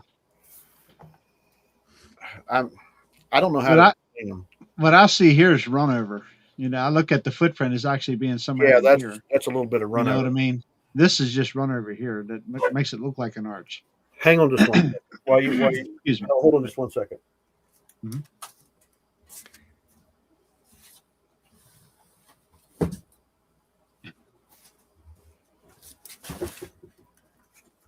Okay, I've got the tracks right here. I got the little ones right here in front of me. Hold on a second. See There that? you go. There you go. Yep. Can you see that? Oh yeah. Yeah. Yep. We see. I got you on full screen. Yep. So that's the left foot, and see big toe, and it goes across. I don't know how good you can see it. Yeah, Oh, you you can can- see it now. Like that, you can see the depth. Yeah. And you can see how the heel. I'm trying to. Can you see how the There you heel go, right is? there. Yeah, there you go. Okay. And then here's the other one, right here. Oh yeah. It's almost like the heel and then the toes. This is the right one. Right? Well, mid tarsal too, right? Yeah. Would explain the high area. Now see how the lower one doesn't have as much plaster in it as the upper one? Yes. We were running out of plaster. Okay. Then we have. Hold on just one more second. Hold on 1 second here. Then the large ones again. Okay.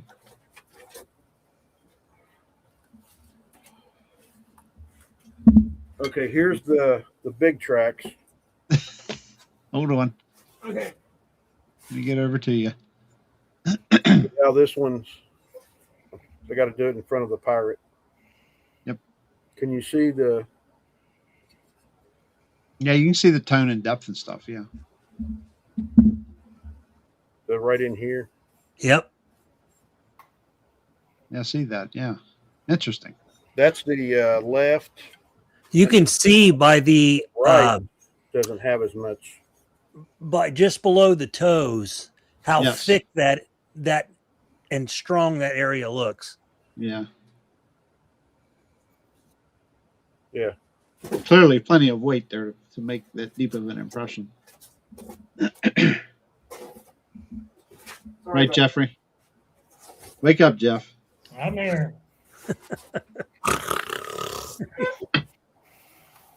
Okay. I had those beside me. I just thought I'd show you. I'm That's glad cool. you did. Appreciate that. Yeah. Yeah. I mean, it helps out a little bit because right there, those were just hosed off whenever we got them back to the house that we were staying at that weekend. Yeah, it's like, see how big the toes are? Yeah. They're huge. Wide.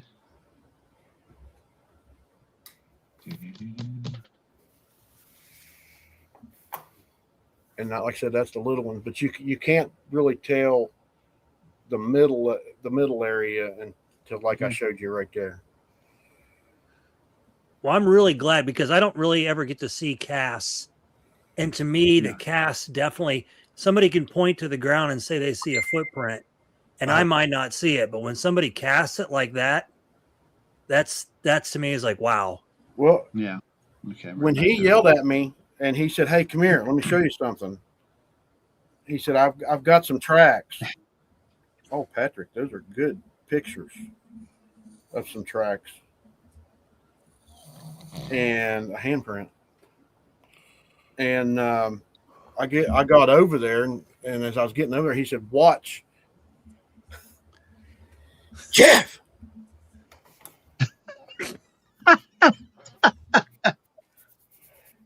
Anyway, I apologize for that. Go ahead. That's okay. But, Good night, Jeff. I got over there. I told you that's what happens when you put me backstage with the pictures for too long.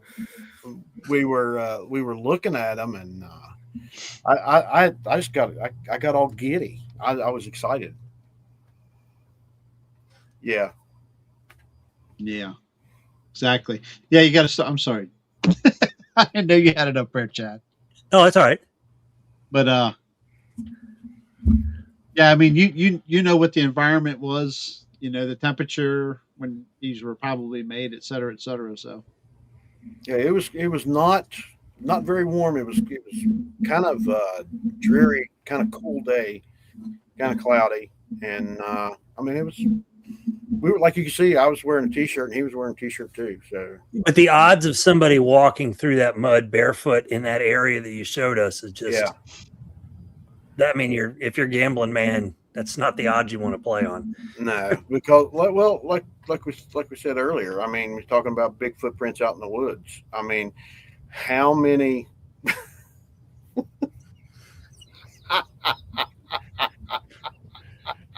I'm sorry, man, if that's too funny.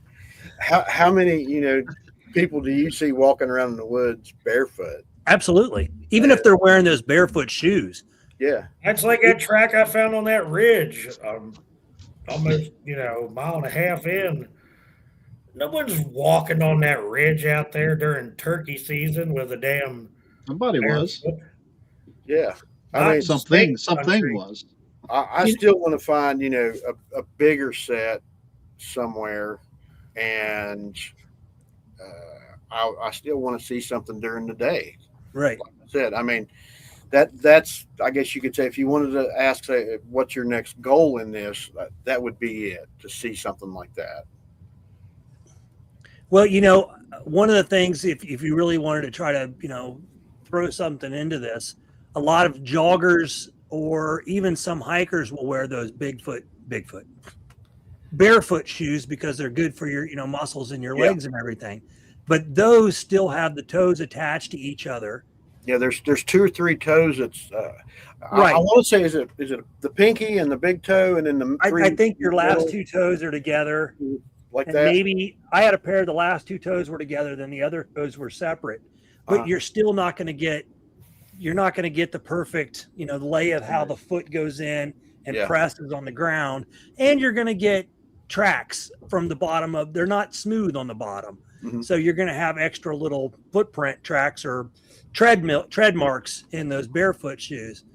But I still don't see anybody out walking around in the mud like that with those kinds of shoes on or barefoot. Yeah, and 2 weeks later, the one we found, the trackway we found, I mean, the only way somebody would have had to be there is kayak or boat there, and the trackway went up to the woods and come back down, or went from the woods down to the water, just the same. I mean, it was like, getting a drink of water, or could have went down into the water to try to catch fish. Yep. Does he do this often? Yes. Admittedly, Jeff is a hard-working farmer, but we still make fun of him. Is he snoring? Yes, look who comes in. DA. Hey, DA. DA always comes in when Jeff's sleeping. Or he's on the show when Jeff's sleeping. Night, Les. Night, Les. Yep. Good night. I want you on here sometime, Les. I'm sorry, but that's funny. Yeah. That's funny.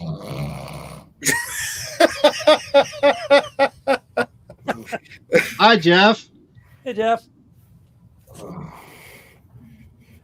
I guess. Good night, Jeff. Good night, Jeff. I was drinking coffee this afternoon. I work at Rural King here in town, and I work from 5 in the morning to right now. I work till noon, and I usually work 5 to 2. And when I get home, I'm gone. I'm toast. I stop freight, and we do that all morning. And I'm just wore out. I'll sit down in the chair and I'll try to doze off, and I've got my dogs. Have you ever been to a room full of dairy farmers? There's always a competition to see who falls asleep sitting on the couch first. Really? And we can fall asleep leaning up against anything too. So at the store, I should expect to see somebody leaning up against a stack of feet asleep. Rural Kings are awesome. I love this. Yeah, it's my favorite store. Yeah. Oh, check this out. New shirt to come in. Oh, yeah. Rural King? Yeah, and it's got a Squatch on the front of it. Bigfoot on the front of it. Well, I tell you what, I live in a small town in Middle Tennessee, and the amount of Bigfoot stuff I see out here.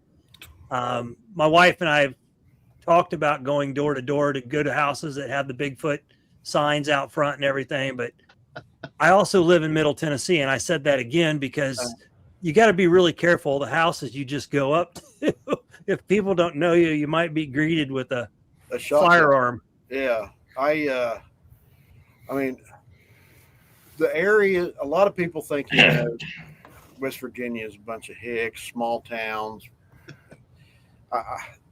No, we're just a bunch of fun-loving people, and I mean, we just enjoy life, enjoy our family, and enjoy our friends. And I mean, it's a fun state to live in. I can say that. I've enjoyed it my whole life. There would be probably 2 places if I couldn't live in West Virginia. One would be Tennessee, because I love Tennessee, the way it looks. I've only been there like 5 times. I've been near Johnson City. I've been to Pigeon Forge, Gatlinburg. There was one other town I was at, and I can't remember the name of it. but it's a very, very pretty state. And my wife and I, before we got married, we drove from I think it was Richmond, where the Parkway, Blue Ridge Parkway, starts and goes down in through and ends up in Asheville, North Carolina. We enjoyed that. We loved that. Anything we can do in the mountains. Oh, absolutely. It's Absolutely. It's the best way. I mean, yeah, I enjoy, going somewhere and you get there by major highway, 4 lane or 6 lane or whatever, but to go somewhere on the back roads, I mean, it's the best way to do it. 2 lane highway, or if you can go in the mountains on the gravel road, dirt road. Yep. We travel when we go anywhere in Tennessee or even Alabama. Mhm. We pretty much just take back roads. We don't like to be on the highways. There's too many idiots out there. Plus the things you get to see on the back roads, and Exactly. where we live, it's all mountainous. So, it's just cool coming off the top of a mountain and looking down through a holler, and it's so beautiful. Oh, it's if you've never done the Blue Ridge Parkway, it is so pretty. There's Yes, it is. You'd be driving down the road and all of a sudden it just opens up, and it's you just look out over into what looks like 2 or 3 counties, and there are places here that you can be driving, like this, and you come up on top of the hill and you look out over into a couple counties, and watching the sunset is, Mhm. I mean, there's nothing like, or sunrise. There's nothing like it. We drove we picked up the Blue Ridge Parkway just at the Smoky Mountains and come up all the way to Luray, where we come off. We had my Jeep, my Wrangler, and I had the top 2 laid days. back. And when my wife was driving, I would set up on the roll bar with my camera and video, and then taking pictures. And people would drive by just look, because there's a speed limit on the Parkway. You have to honor. I think it's like 40. It's not 45. fast. It takes a couple days to get up through there. Yeah. Yeah, it's not very fast. And I mean, Chad. I'm sitting up on top of the roll bar with my phone, video, and taking pictures, taking pictures of her. And we come up on a tunnel, and I'm sitting there videoing, and you can see the tunnel, and then all of a sudden, and like an idiot, I almost lost my head going through one. Oh boy, I bet. There it is.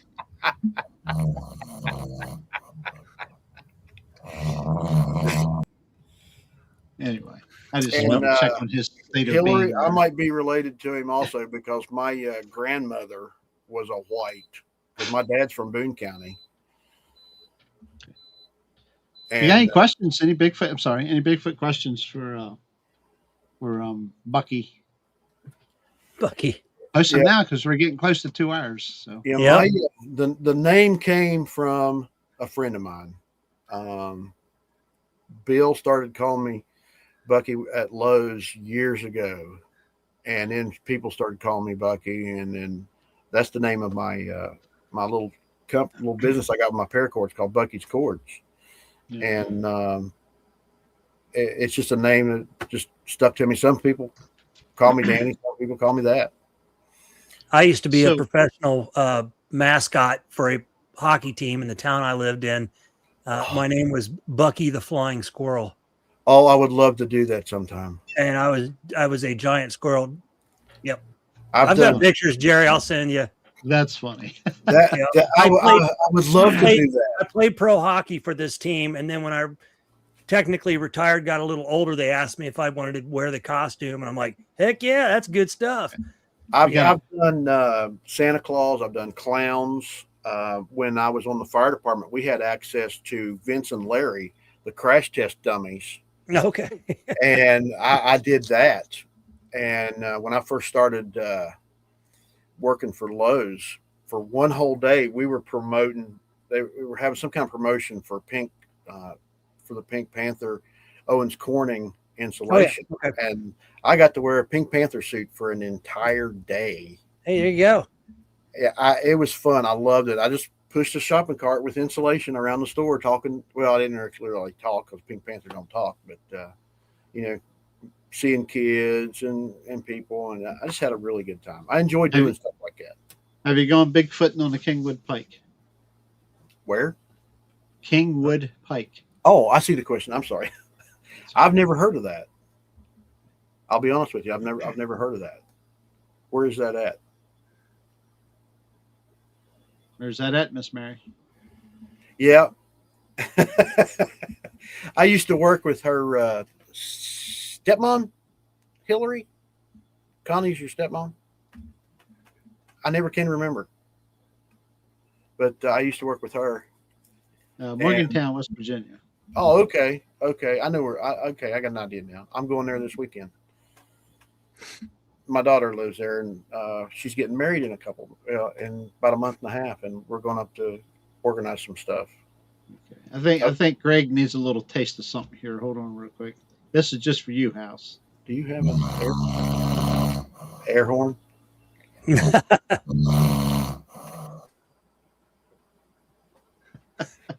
That was for House. We got to keep House tuned in. I'm sure DA's losing it too. So, I'm sorry, man. That's Jerry. You're gonna have to go through and clip out all the sleepy moments and make a video of just. Oh my Lord, that might get us to 1,000 subs. That might be the big 100 episode right there. Oh, I had a cashier friend when I was working at one of the stores. This is when security cameras was not. I mean, your security cameras was video cameras mounted in the stores, and they got all the videos of me. Ooh. And one day I was standing at the customer service desk, and right behind the service desk was this handrail. And no, I'm not. I just happened to know her. And if he was, he wouldn't admit it. No. And I turn around and fall over this as somebody's coming in the door. Another time I'm walking through the front of the store, and there used to be a cage up front that you put we put power tools in to keep people from stealing them. Well, I'm walking across the front of the store, and as I'm walking across the front of the store, there is a very attractive lady walking by me. And I turn my head, and I'm watching her walk, and I keep on walking, and I walk right into that cabinet bigger. I mean, I hit it hard. I hit it so hard that my feet went up underneath the cabinet, and I cut the top of my feet. Oh boy. Oh no. Oh yeah. And Christy she went through all the videos, security videos, and got all these videos of me doing stuff like that. And she's got them somewhere. I don't know where she's got them.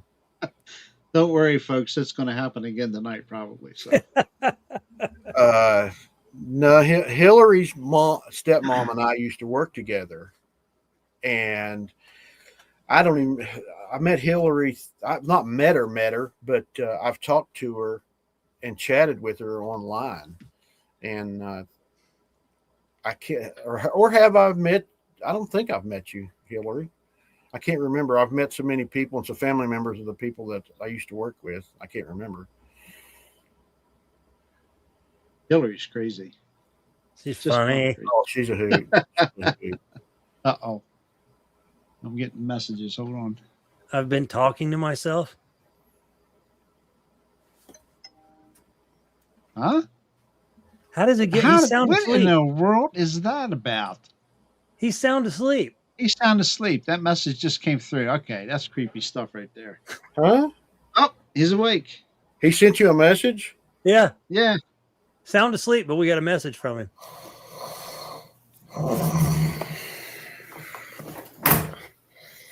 Do you want Go some back coffee? to sleep, Jeff. You want some coffee? Ugh.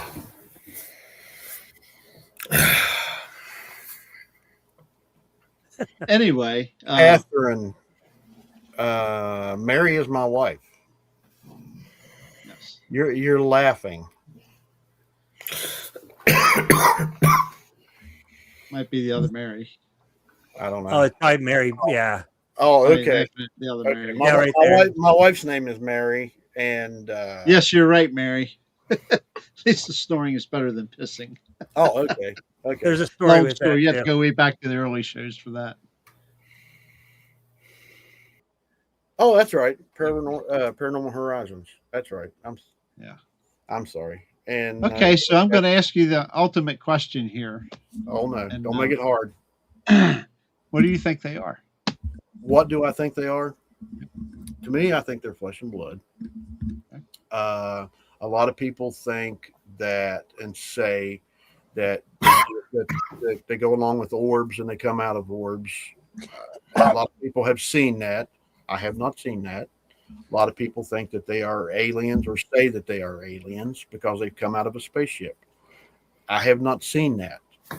Right. If I'm sitting in a field deer hunting someday, or sitting at a lake fishing, or out squatching somewhere, and I see a spaceship come over and lands, or some kind of craft land, and a Bigfoot comes out of it, then that will be Sure. But I mean, from what I saw, was flesh and blood. And any UFO sightings, I have not. I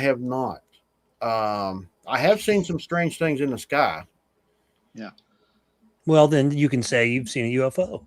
You can't identify it. Unidentified. Well, yeah, flying I guess you're right. I mean, to UAP now they call it. oh, that's right. Yeah, more like I guess you could say that.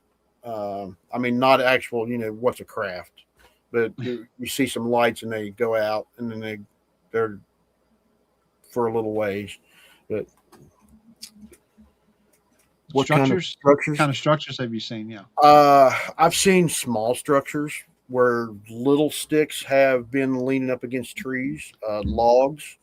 I have seen rocks laying in places and in shapes that the rocks were from a river or a stream, or from a stream that was 30, 40, 50 feet away, and how these rocks got there and laying down. I've seen the two coolest things I've seen.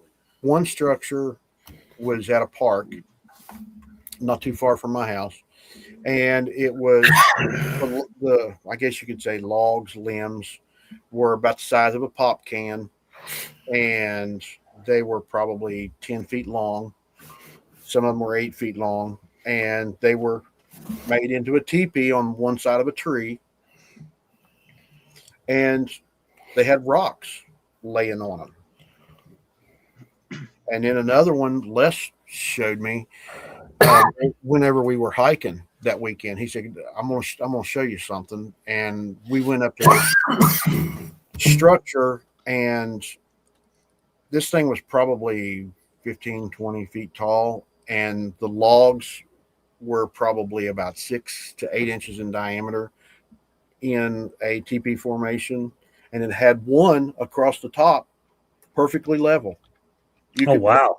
You could probably lay a level on it, and that one was probably about 15 feet long, and you could probably lay a level on it. Wow. And, I mean, that's and to back in the woods where this was, you would have had to have ladders. You would have had to have some equipment. I mean, it's right. But little small ones you look at, and it's like looks like it might be something teaching or training.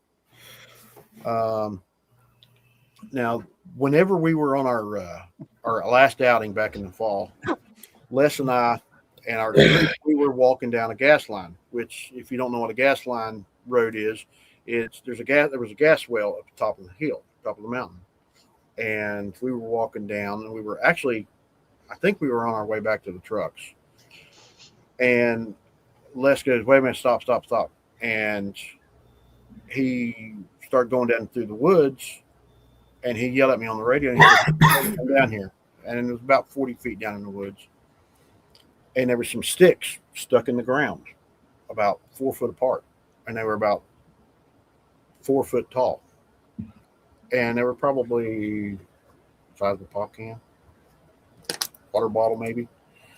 And we was talking, and he had seen a black shadow something.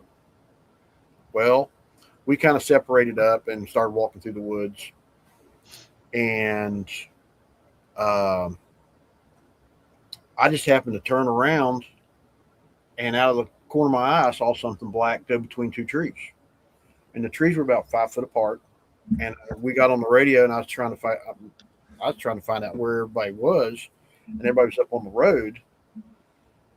And you could see as they walked down the road or moved, you could see their blue jeans, you could see their shirts, and both of us saw some kind of a black shadow, like you hear in a haunted house or a ghost house. That you hear people talking about shadow figures. That to me, that's what it looked like. It was it was middle of the afternoon, and it was just a black figure. Wow. Just went like that. Yeah, I heard that. I've. It's been so long since I've been to the Kanawha State Forest, Kenny.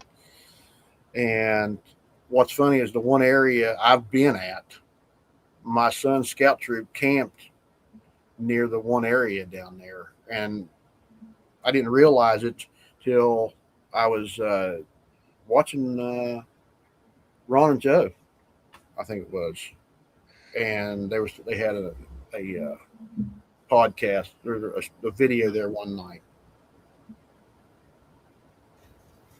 What about Dogman? What's your thoughts about Dogman? I'm really not for sure. I mean, there's so many stories and there's so many sightings. I heard a new one the other day, and I think it was on your alls about the cat man. Yeah. DA was saying that there's upright mountain lion faced headed creatures. I don't know. Could be. I don't know if it's like a wolf that just walking. I really don't know how to say that. And the way some of these things are described by Kumbo and some others that have been in this subject for many years. We talked earlier. My friend Bill Rigby in Pennsylvania, he took a report not too far from his house.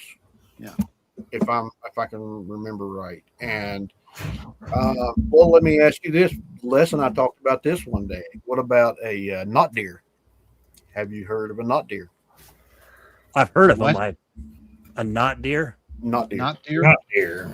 Yeah, it looks like a deer, but they say that its face looks kind of human-like and will be standing on all fours and then just stand up and walk off. I've got Dogman attacking me. Hold on. But yeah, the Dogman, going back to that, I mean, I really don't know.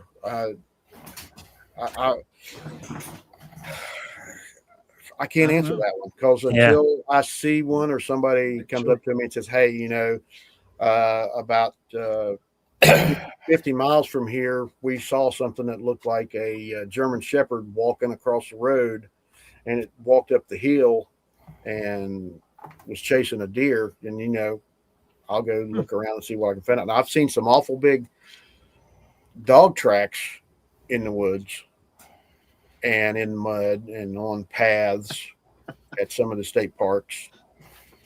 I mean, some pretty good, but there's also some pretty big dogs that walk around. Like an Egger suit with a deer. Men in Black. Did Amanda show up? Yeah. Hey, Amanda. Just a little bit ago, yeah. Hey, Amanda, how you doing? Got the Bizarre and Unknown in here, and Michael X. We're over 60. That's pretty good. How many different? Can I ask this? If I can ask you guys a question. Sure. How many different podcasts do you all have? I didn't know that there were so many. There were several. I have four. 2. 4 and 2. Yeah, I've got this show. Well, I co-host this show. No, and then this is your show too, Chad. And then I've got my wife and I have a conspiracy theory homesteading channel. I do. Okay, cool. I do this one. Beards and Boogers is just a fun show we do. Yeah. And I have two in the sport of truck and tractor pulling. I do a that's my main deal is Truck and tractor pulls. yeah I remember those when I was a kid. yeah We would go to them in Charleston, and a lot of times they would have the same weekend. They would have them in Huntington. yes And one weekend we went to the one in Charleston and got home, and my dad had been watching the news, and a tractor got loose in Huntington and went into the stands. mm-hmm. And That surprised me. We safety has come a long way. do you pull? No, I have, but no, I don't now. I film. You I film? make video content every day on EEP. Pulling videos is my main. Getting off the Bigfoot subject here, but I know. I'm sorry. I'm you sorry. asked the channel thing. No, it's okay. And there's not many people who ask, but I do that. That's actually a main business for me. Oh, Is okay. the content creating with that, and plus I sell DVDs and stuff like that. And Jerry thinks it's a good idea to have me come on one night. I don't Sure, know. why not? I always look for different opinions on our shows.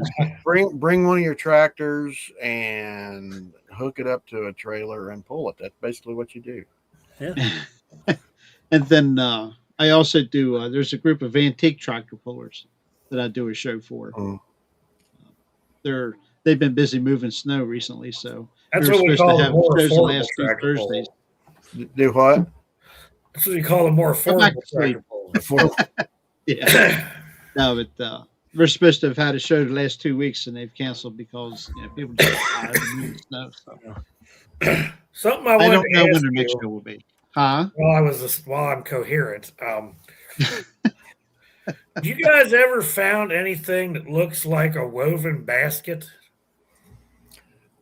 My friend Beth has. She showed me this thing, and well, actually a couple times. Something that it had brought to her house, not basket form, like Hillary. into a wreath. And I want to say we were at Summersville Lake last winter, Les and I and a friend of ours, and we found an area that we found some tree structures, and they were very, very old. I mean, you know how a broken tree turns really dark colored and it dies off. Mm-hmm. Well, we found 2 or 3 things that the tree had been broke over and laying into another tree, and some other was laying on it. Well, we found an area that there was some little saplings, and they were kind of woven together. Oh, Okay. Kind of, it was really neat. I tried to take a picture of it. You couldn't tell what it was, but they were probably about 3 foot tall, maybe 4 foot. And it was like something had taken them and placed them together like that. And I tie paracord, and I have problems tying stuff myself. So whatever did this was out in the middle of nowhere, and just put these branches together and did a really good job at it. Now the one I saw, it was a Jerry knows where I saw it at because we've had the guy on here before. He's in the next county over. Sorry, but he took and showed me what was left of it. It had been there for several years, probably, but it almost looked like a small area, like on the ground, where they had built this little. It almost looked like a bassinet or like something for like a baby. Yeah, Is what it looked like to me. I've heard that. They've made different things for babies.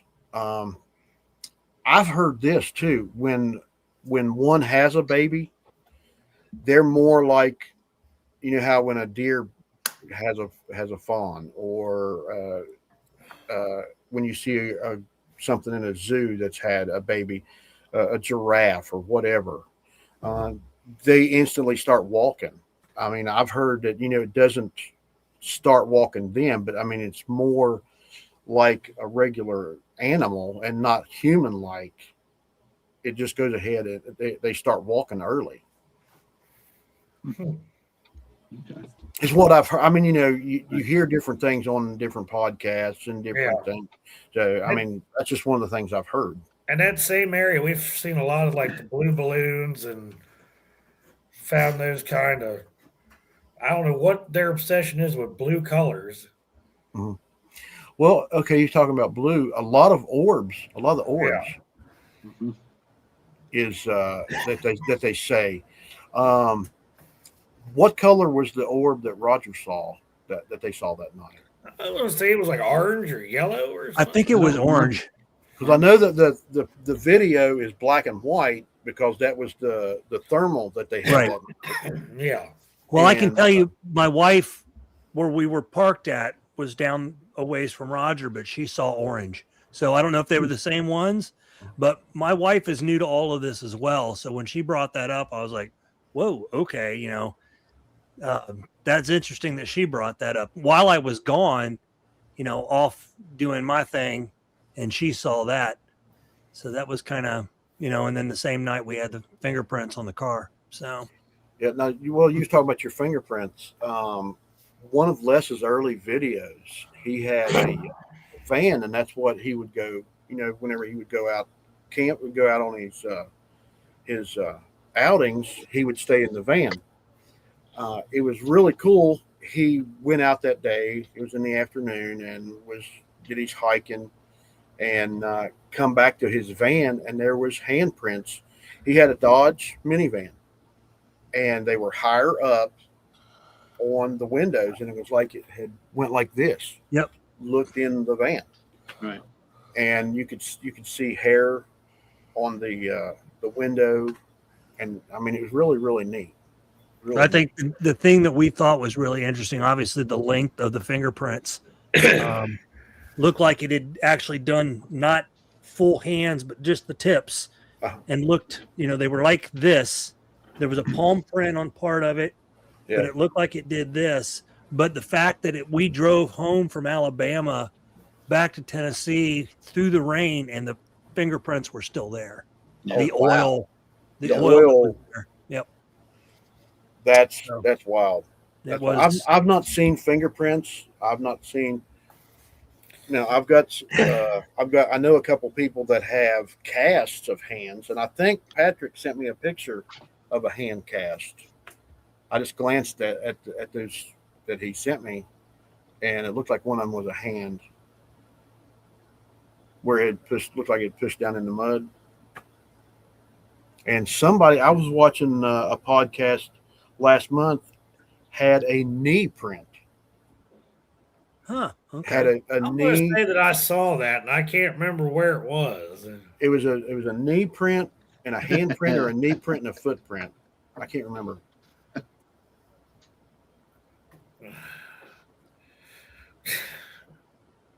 He'll be asleep it'll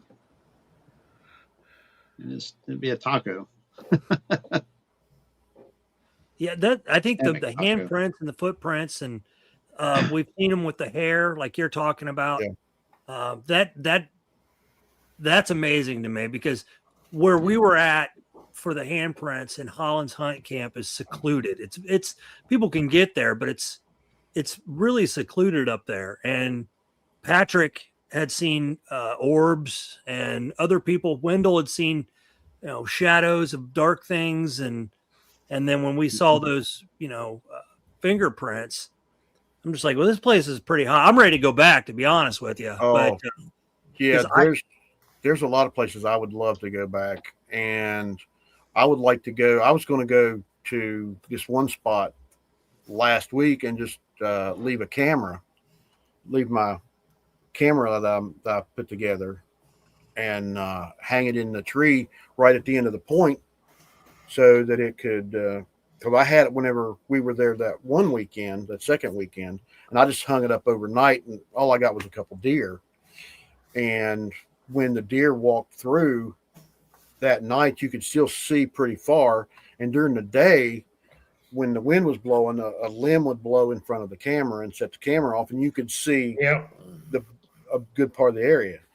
Now, something that I did, and I scared myself, and I embarrassed myself, and I laughed about it.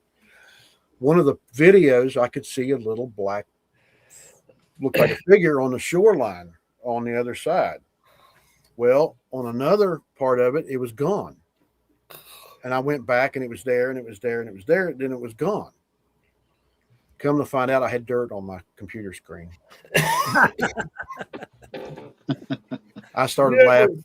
Do you use the cell cameras, or what do you? What is it? Do you use cell cameras, or you use the old school cameras? No, I just use my phone, or I've got a Vivitar. That's like a GoPro. Yeah. And then the cameras, they're a.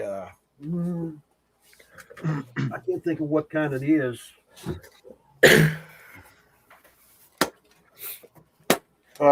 With soda, I got them off of Amazon. Yeah, and it uses SD cards and. Some of the ones we use during hunting season now, we got those ones where you just look at your cell phone. You don't have to go. Yep. But do you have to have Wi-Fi? Cards. Do you have to be in range of Wi-Fi though, Jeff? You can, as long as you've got service, like it runs off. You can go through Verizon or whatever. As long as it's got cell service, you could be, 10 states away and look at your phone. Yep. Okay. And. Yep.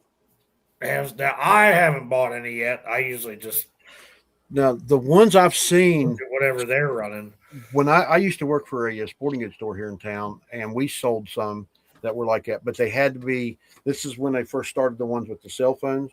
Had to be specific. You had to have Verizon service, and you had to have your phone, and the camera had to be Verizon, or you had to have AT&T. You had to be specific. And now I think it's just whatever. I think they've changed them now. Yeah. But you got to put them on a plan. They might be related.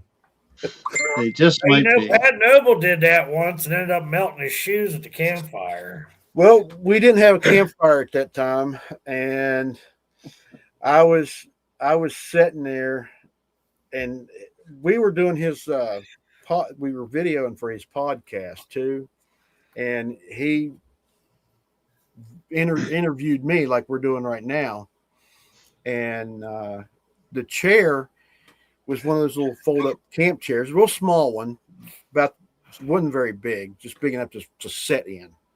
And every time I'd sit, I'd move, and it would go down into the ground. One part of it, I'd pick it up, and then it would go down in the ground here. Well, after it was over with, I just leaned it up against a tree, and next thing I know, I'm sitting there, and I didn't know he was videoing me. And I woke up, and I looked at him, and he was just looking at me, grinning. And then a couple of weeks later, when I was watching it. Then on YouTube, you know how you'll come up with these little shorts? You see these little short videos? Well, I guess YouTube picks those little short videos out. I'm flipping through YouTube looking for a something paranormal, Bigfoot or whatever, and here's me. I was like, I know that guy. That's me. It was a 20-second video of me snoring. So, Monkey Wrench, you're right. I saw that about Bill. Bill has got a lot of stories himself. Has got a lot of stories. I would love. I'm hoping that I can be doing this for a good while, and have the stories that a lot of these guys and you guys have. I mean, I've only been doing this for about 2.5 years, and like I said, I've been having a really good time going out in the woods and just enjoying myself, and it's just I just had a really good time and meeting people. Yep. Yeah. And you get a lot more activity if you just go out there and act like yourself than if you're actually trying to find something. Oh yeah, if you just go out. I took Bill has a story that he went to a friend's camp, I can't remember, and they took the little snap lights Yeah. that you can, little green ones, and you snap them. Yep. Well, they took them and put them in trees up the mountain, and I can't remember if each one of them or the last one they put buckets of peanuts. And he said that they were sitting there around the campfire, and all of a sudden they looked up, and the last one was doing this. The last set of lights was moving. And come to find out, they took a thermal and looked at it, and there was like, I think, one or two of them sitting there watching them, eating peanuts and moving those lights, those glow sticks. And I've tried that myself. The night I put that camera in the tree, I took 2 glow sticks and put them in the ground on 2 little short sticks just to see, if something. And I think that's what the deer attracted the deer, because the deer were looking at them.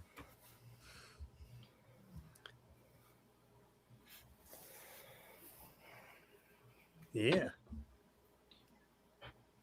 And 4. Well, we're 2 hours and 16 minutes into this Lord. program. So. And I'm about to turn into a pumpkin. You're there. You're smashing pumpkins, Jeff. If there's anything that anytime you guys need anything, we've been chatting back and forth. I still don't know how I got on that forum, but that's pretty cool. I'm glad I met you guys. Yeah, absolutely. Yeah, glad to have met you too. And Hillary definitely put that together. Hillary put that chat together, I believe. Yeah, the next time I get up to West Virginia, down to West Virginia. Over to West Virginia. Yeah, over to West Over yonder. Over yonder, as they say. Over yonder. Yeah, just anytime you guys are here in the southern part of the states where I live, Les lives up in the northern part of the state, and just give us a yell, and we'll go out in the woods or have a cup of coffee or something. Sounds like a plan to me. Because if we'll have to have coffee because of Jeff there, maybe keep him awake. Yeah. Patrick is taking him around when he got down there. Taking pictures of him. He was asleep in a car. My wife and I, around. anytime we go somewhere, on the way home, oh my goodness, I get sleepy coming home, and as soon as I sit in the passenger seat, I'm gone. I'm out. Yeah. And an hour down the road, and I open up. It's like, where were you at? And she just looks at me and just shakes her head.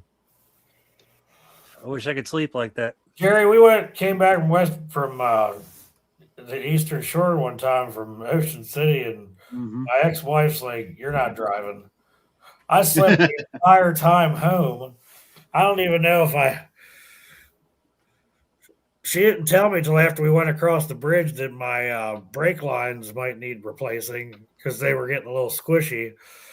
I was like, well, it would have been nice if you told me. She's like, oh, you were enjoying your nap. I'm like, when I was living in Cross Lanes, my son and I took him to DC to a Comic-Con one weekend, and we didn't make it to Clarksburg from Charleston, and that's about 3 hours, 3.5 hours, I think, something like that.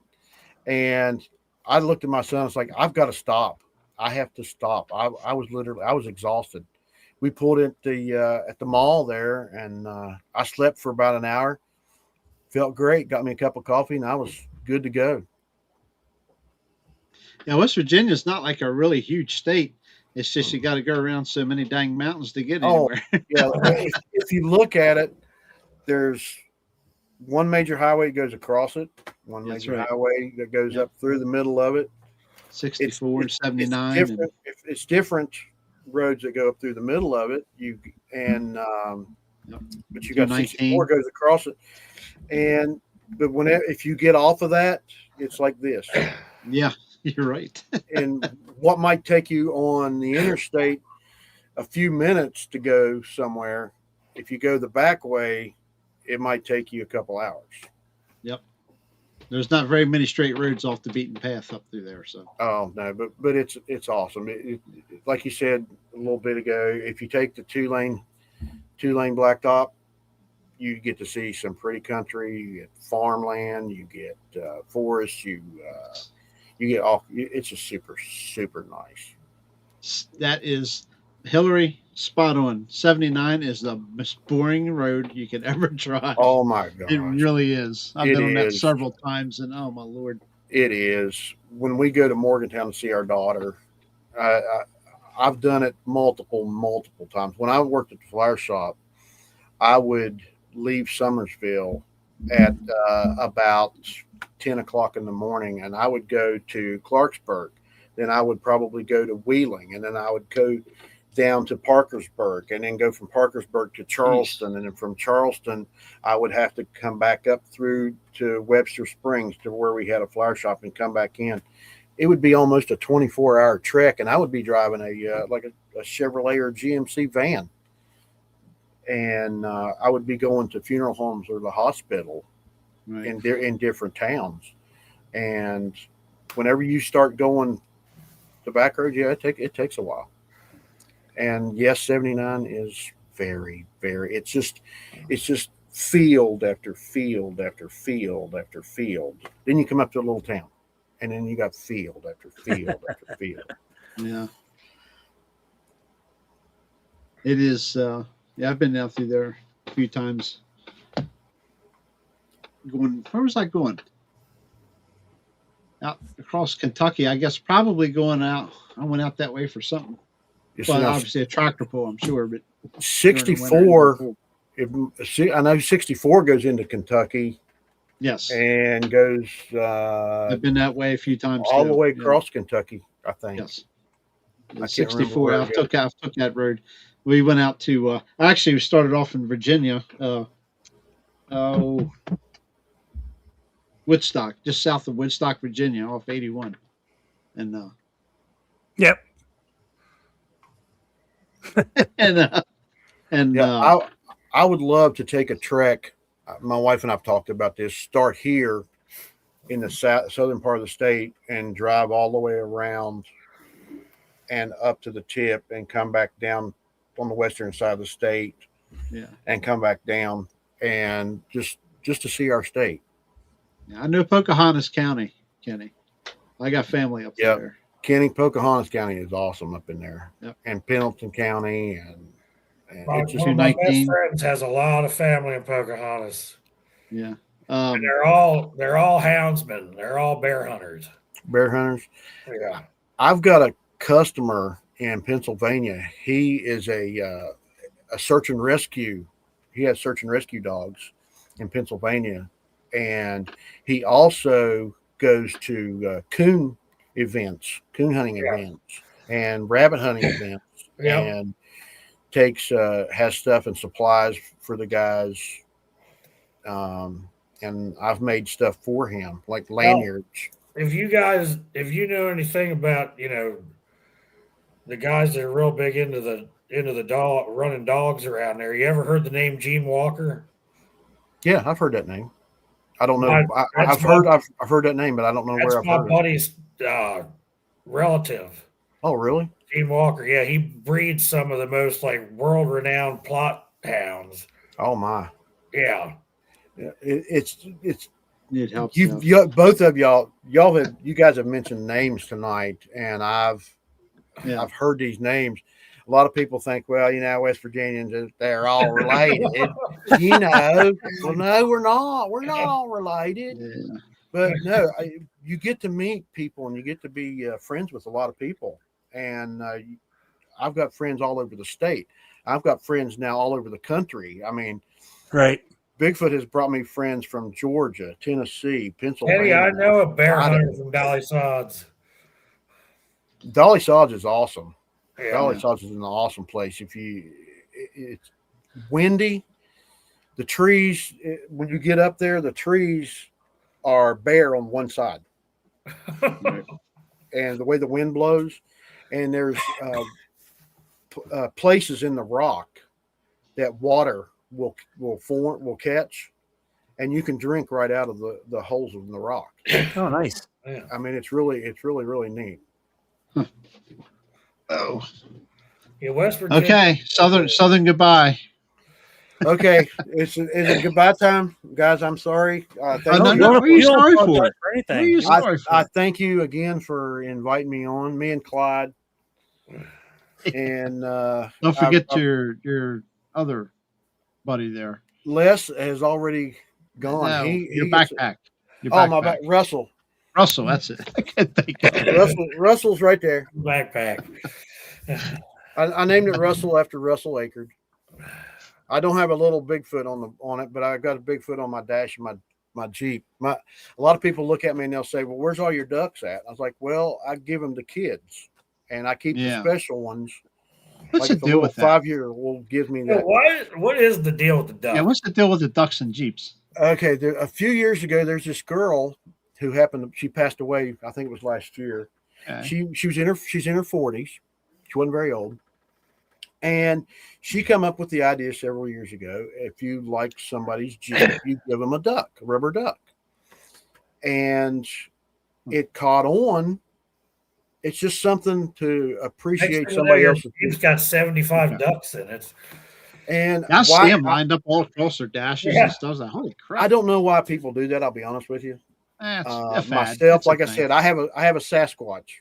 It's about 9 inches tall, and my wife calls it my little poop because that's what it looks like. It's just a brown rubber Sasquatch. And anytime I get a duck, I keep them, and when I go to a Jeep event, if I set up as a vendor, I'll give them to kids. Very nice. And I've had little kids give me special ducks. I've gotten ducks from restaurants. I got a duck from Margaritaville at Myrtle Beach. And I've got one that's got a pirate's hat. And I got this little kid one day. He had to be like 6. Come up to me with this little blue duck, and he said, "Can I give you this duck? I love your Jeep." I said, "Yeah, buddy. I thank you. I appreciate it." I give him a little hug, and his grandma was standing there. And it's something pretty cool. That is cool. That is cool. Yep. But yeah, I thank you guys. I want to thank you again for having me on. Hey, glad you could be here. Yeah, we appreciate you coming on. Yeah, definitely. Yeah, I really enjoyed it. Now we have the West Virginia version of Roger. Yeah, I'm playing a future show of. He's got it down packed. Jeff's gonna have to go back and watch the show so you can see what he missed. I heard most of it. See, I've got several Bigfoot hats, but when I'm here in my shop, this is what I've got on. There you go. This is what I've got on. I got my cowboy hat. There you go. I got my cowboy hat. I got one of them hanging around here somewhere. I got that at a car show as a door prize. That one makes you look like an old prospector from.